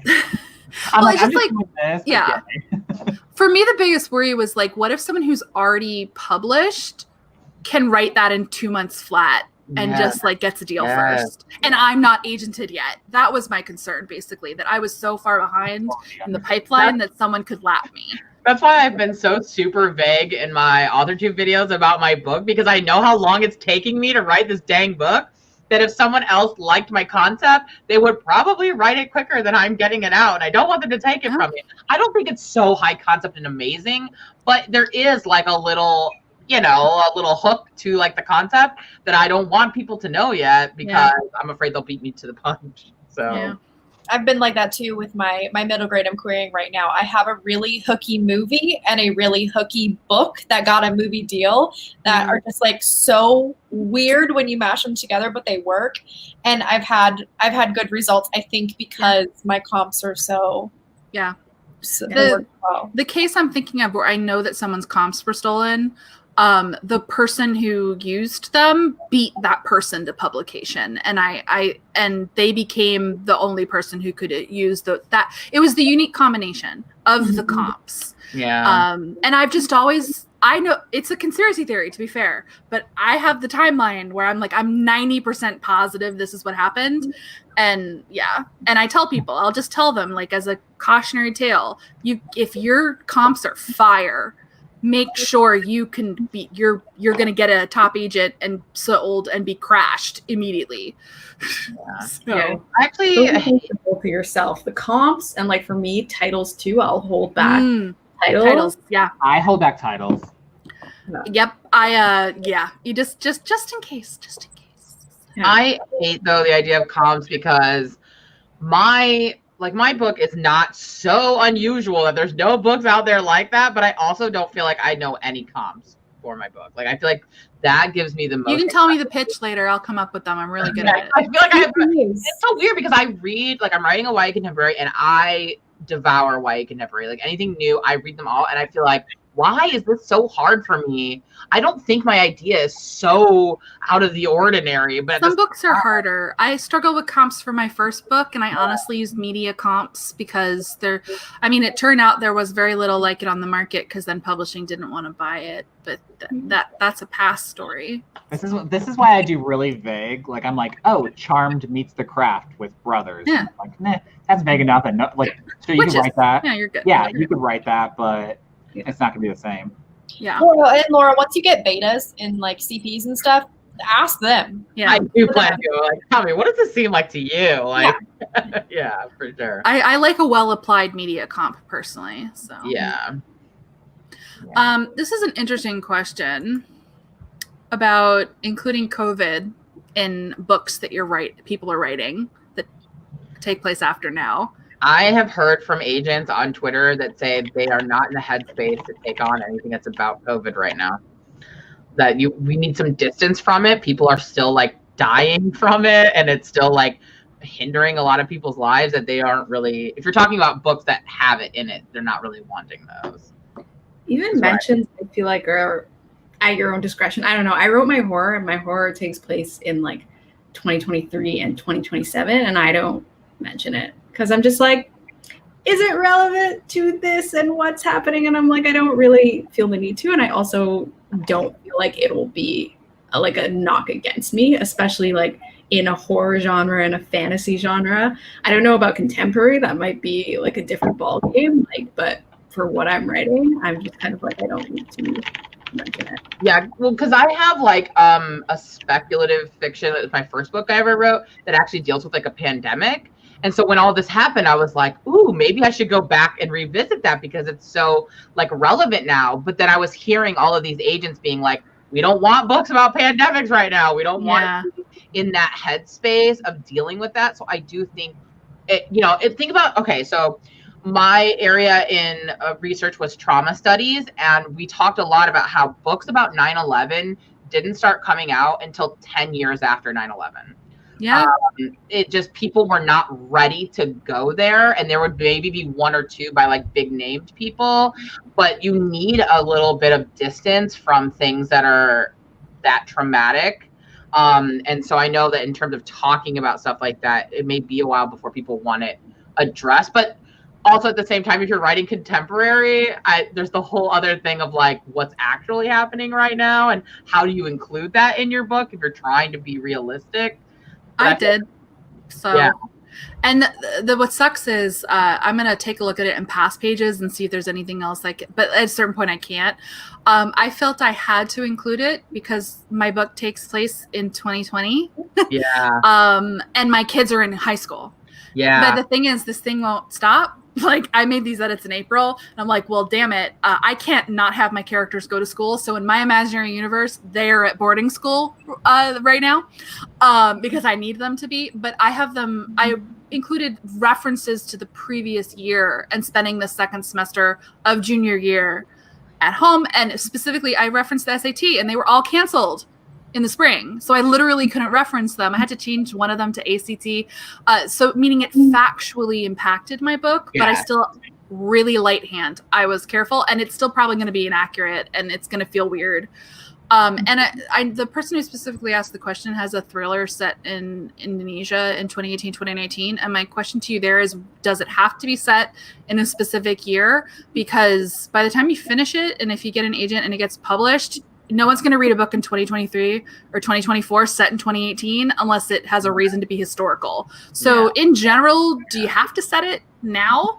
Can you nebulously set it? Because I think books that come out in 23, 24 don't have to mention COVID unless it has a direct and specific impact on the story. Right. Yeah. So like in my new one, which if it sells would hopefully come out in 2022 or 2023, I'm doing I have one reference so far, but otherwise I'm not going hard. What I don't understand is Grey's Anatomy announced that their next season is going to address COVID. And I was who's asking for this? Who wants I want to know how all the fall shows about cops are gonna continue, because I'm like, maybe we could take a break and just not be on the air for a while. Brooklyn Nine-Nine, Andy Samberg has said specifically thinking. that they do plan to address Yeah. all of the stuff that's going on. So I'm thinking of like all the Law and Orders, which actually both of those shows are by my parent company, and I would like them to continue to make money so that I don't lose my job, but you still. So, yeah. Interesting, yeah. And I will say I only have dates in my horror because I use dates as chapter titles, and so that's why there are years. And because there's a year gap. Otherwise, like you said, I wouldn't even bother saying. And I had to because of high school graduation. Like, I needed to be able to say the class of blankety blank. I couldn't really not set mine in a year. Pros and cons, because I also messed up the days of the week, and they had to be fixed by a copy editor. So that was fun. That's why I do calendars. I told Lizelle, I was like, you're freaking me out because I'm not really thinking about the calendar, like the timeline too much. And now I'm like really worried that someone's going to catch some weird inconsistency and I'm going to get like. That's what copy editors are there for. Don't worry, they will save you. Gold. Because the copy editor, this date, and now it's Tuesday. They do it all. It's Friday. Yeah. And I was like, I have a calendar. Yes, that is correct. But otherwise I would have been like, I don't know, you tell me. Yeah, my problem was when I wrote the first draft, I didn't think it would sell fast, and so I set it in 2021. But now that it's coming out in 2021, it's set in 2020, and I missed the shift. So fun times. I have a friend that whenever she drafts a book, after she comes up with the major points, she literally prints out a calendar piece of paper and writes when they happen, so that way she keeps smart. Yeah. That's what I did for my horror. I didn't print them out because I don't like paper. I just had like Microsoft Word versions, but I put all the chapters into the calendar. But I also had to date the chapters with a date, so it was important. When I think about making the calendar, though, I just want to stamp my foot and be like, I don't want to. I just why can't it be perfect? I don't want to do it. I love keeping the calendar is fun, so. But you can still mess up like I did. So I literally have a calendar, but it's wrong. So yay. A couple of people have asked about how important having a social media presence is when you're trying to traditionally publish. I kind of answered a little bit in the comments. I said it doesn't hurt, but agents will take you if your book is good. Yeah. But that they will want you to start building a platform eventually, because the more followers you have, the more books you're going to sell. Yeah. So I think it depends too, on your own personal book success. If you are put into a low tier in marketing and your publisher is not going to put as much behind you, having your own social media can at least kind of give you something to do. Will it truly move the needle? Debatable. But in some ways it can be ways that you can get more opportunities for yourself as well. It's not like I think my AuthorTube channel will sway anything book-wise, but it helped me become more connected in the community and know more people and that sort of thing. But and I don't think agents are turning down people because they don't have thousands of followers. Well, here's what I'll say on the other end is I think that if you're on the high list, they're gonna then expect you to also get one, because why aren't you being accessible? If they're putting that much money into you, they're going to want you to be reachable. And post all the stuff they're doing for you. Exactly. And so my thing is you need enough social media for querying to prove that you are functional at social media. It doesn't have to be crazy, because when you get a book deal, you might be asked to do a lot more social media. And it's a skill that we all have to have, because exactly a lot of those publishers, they love authors who can utilize a good retweet, do an Instagram live. It's showing that you can. And I will say my YouTube channel, I started it after I got a deal, but it did not hurt when we were subbing a new book that now I have this channel. It's attractive. Because it shows that you can. I think at the very least, at least pick the one that you're comfortable with and start using it. Yeah. You don't necessarily have to have every single one. If you're feeling you don't want to do any of them, you don't have to do every single one, but at least find one that you find one. And from a person that worked in social media. Like, it's really better to do one quite well than to spread yourself on multiples, reposting the same thing all the time on every single one. Just Are like, you dragging me right now? I feel like you just called out my Instagram and how bad it is. I was about to say, I feel like Lizelle's dragging me right now. It is my social media pet peeve. If you want to repost stuff from Instagram to Twitter, do it sparingly when it's really important. Don't do it for every single one because it's painful for everyone. And I'm sorry, that's my social media manager coming out. But like, pick what you're going to platform promote, because cross-platform promotion is not for every single piece of content. It is for important pieces of content. Yep. And most people, I say it all the time with YouTube. Like, I warn people, like, just because you're hot on Twitter or even Instagram, a lot of people will not cross platforms. They won't leave. Yeah. So you're throwing, like, honestly, I rarely get a boost in views when I post things to my Twitter. I figured that out really early on. And you have to learn to grow organically within the platform that you are on, which means you got to get good at that platform. And every platform's a little different. And honestly, I just don't do the ones that I can't handle mentally. Yeah. And people can also tell, like, when you are posting content to a platform that does not belong on that platform. And it will be weird for them because they're like, that's not how I engage with people on this platform. Like, you know. Yeah. So I need to hire you for advice on my social media. Well, I'm unemployed, so hire me if you want. I will say, just a shout out, because I assume enough people watching this probably are on AuthorTube. What I have found has been good about YouTube specifically is that you prove to people that you can do public speaking, and it can lead to good opportunities with your publisher, because then your publisher knows, oh, I can send them to a conference. If they can't, let them know if you can only do video. But like, it basically, the level of social media you do proves what you are, that you can promote your books when needed. Yeah. Public speaking, especially, like, someone from the university in Toronto, I got invited to moderate a panel, and it was because they had seen my videos and they were like, okay, you seem like a person that can do talking. And so that was helpful. And they gave me money. I had an opportunity with the UCLA Extension School. Same reason. It was just my channel. Nothing to do with, like, my books or whatever. It's fine. It was the channel. So, yeah. No regrets. So what you're saying is YouTube is where the money's at. No, I've said it before, and it's true.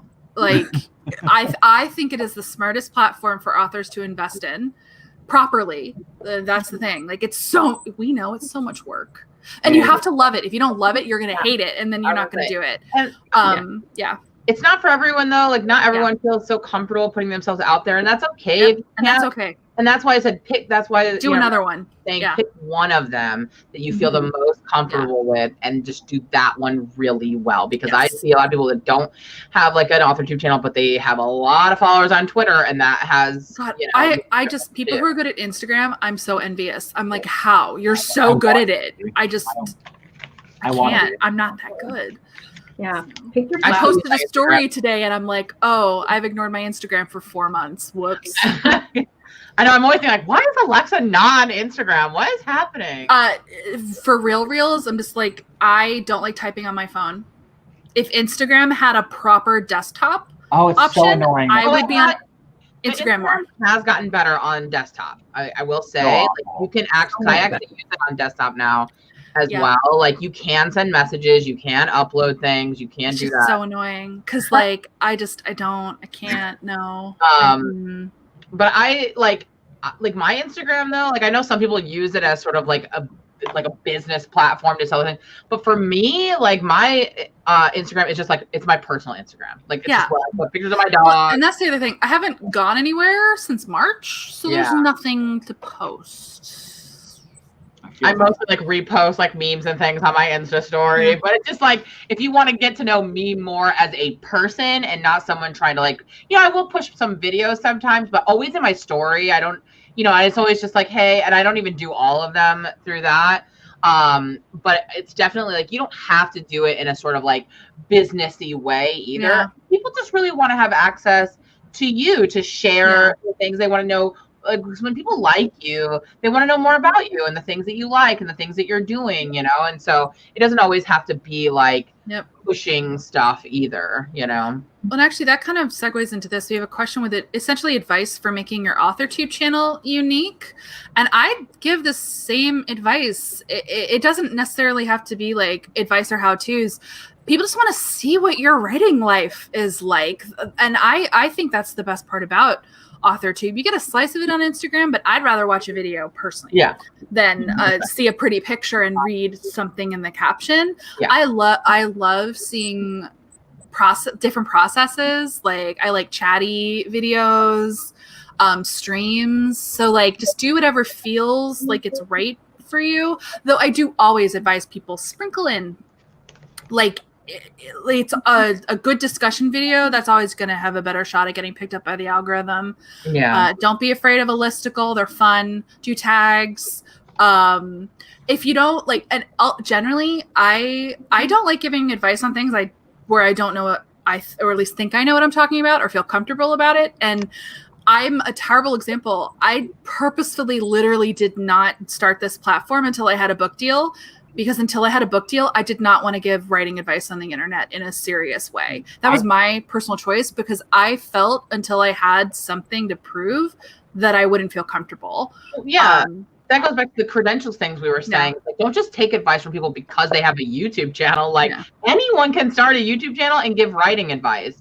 And so I really think that if you're wanting to go the advice route, it should be something that you have credentials in, you have experience. That's what I mean by credentials, is like you have a reason why people should hear your advice on it.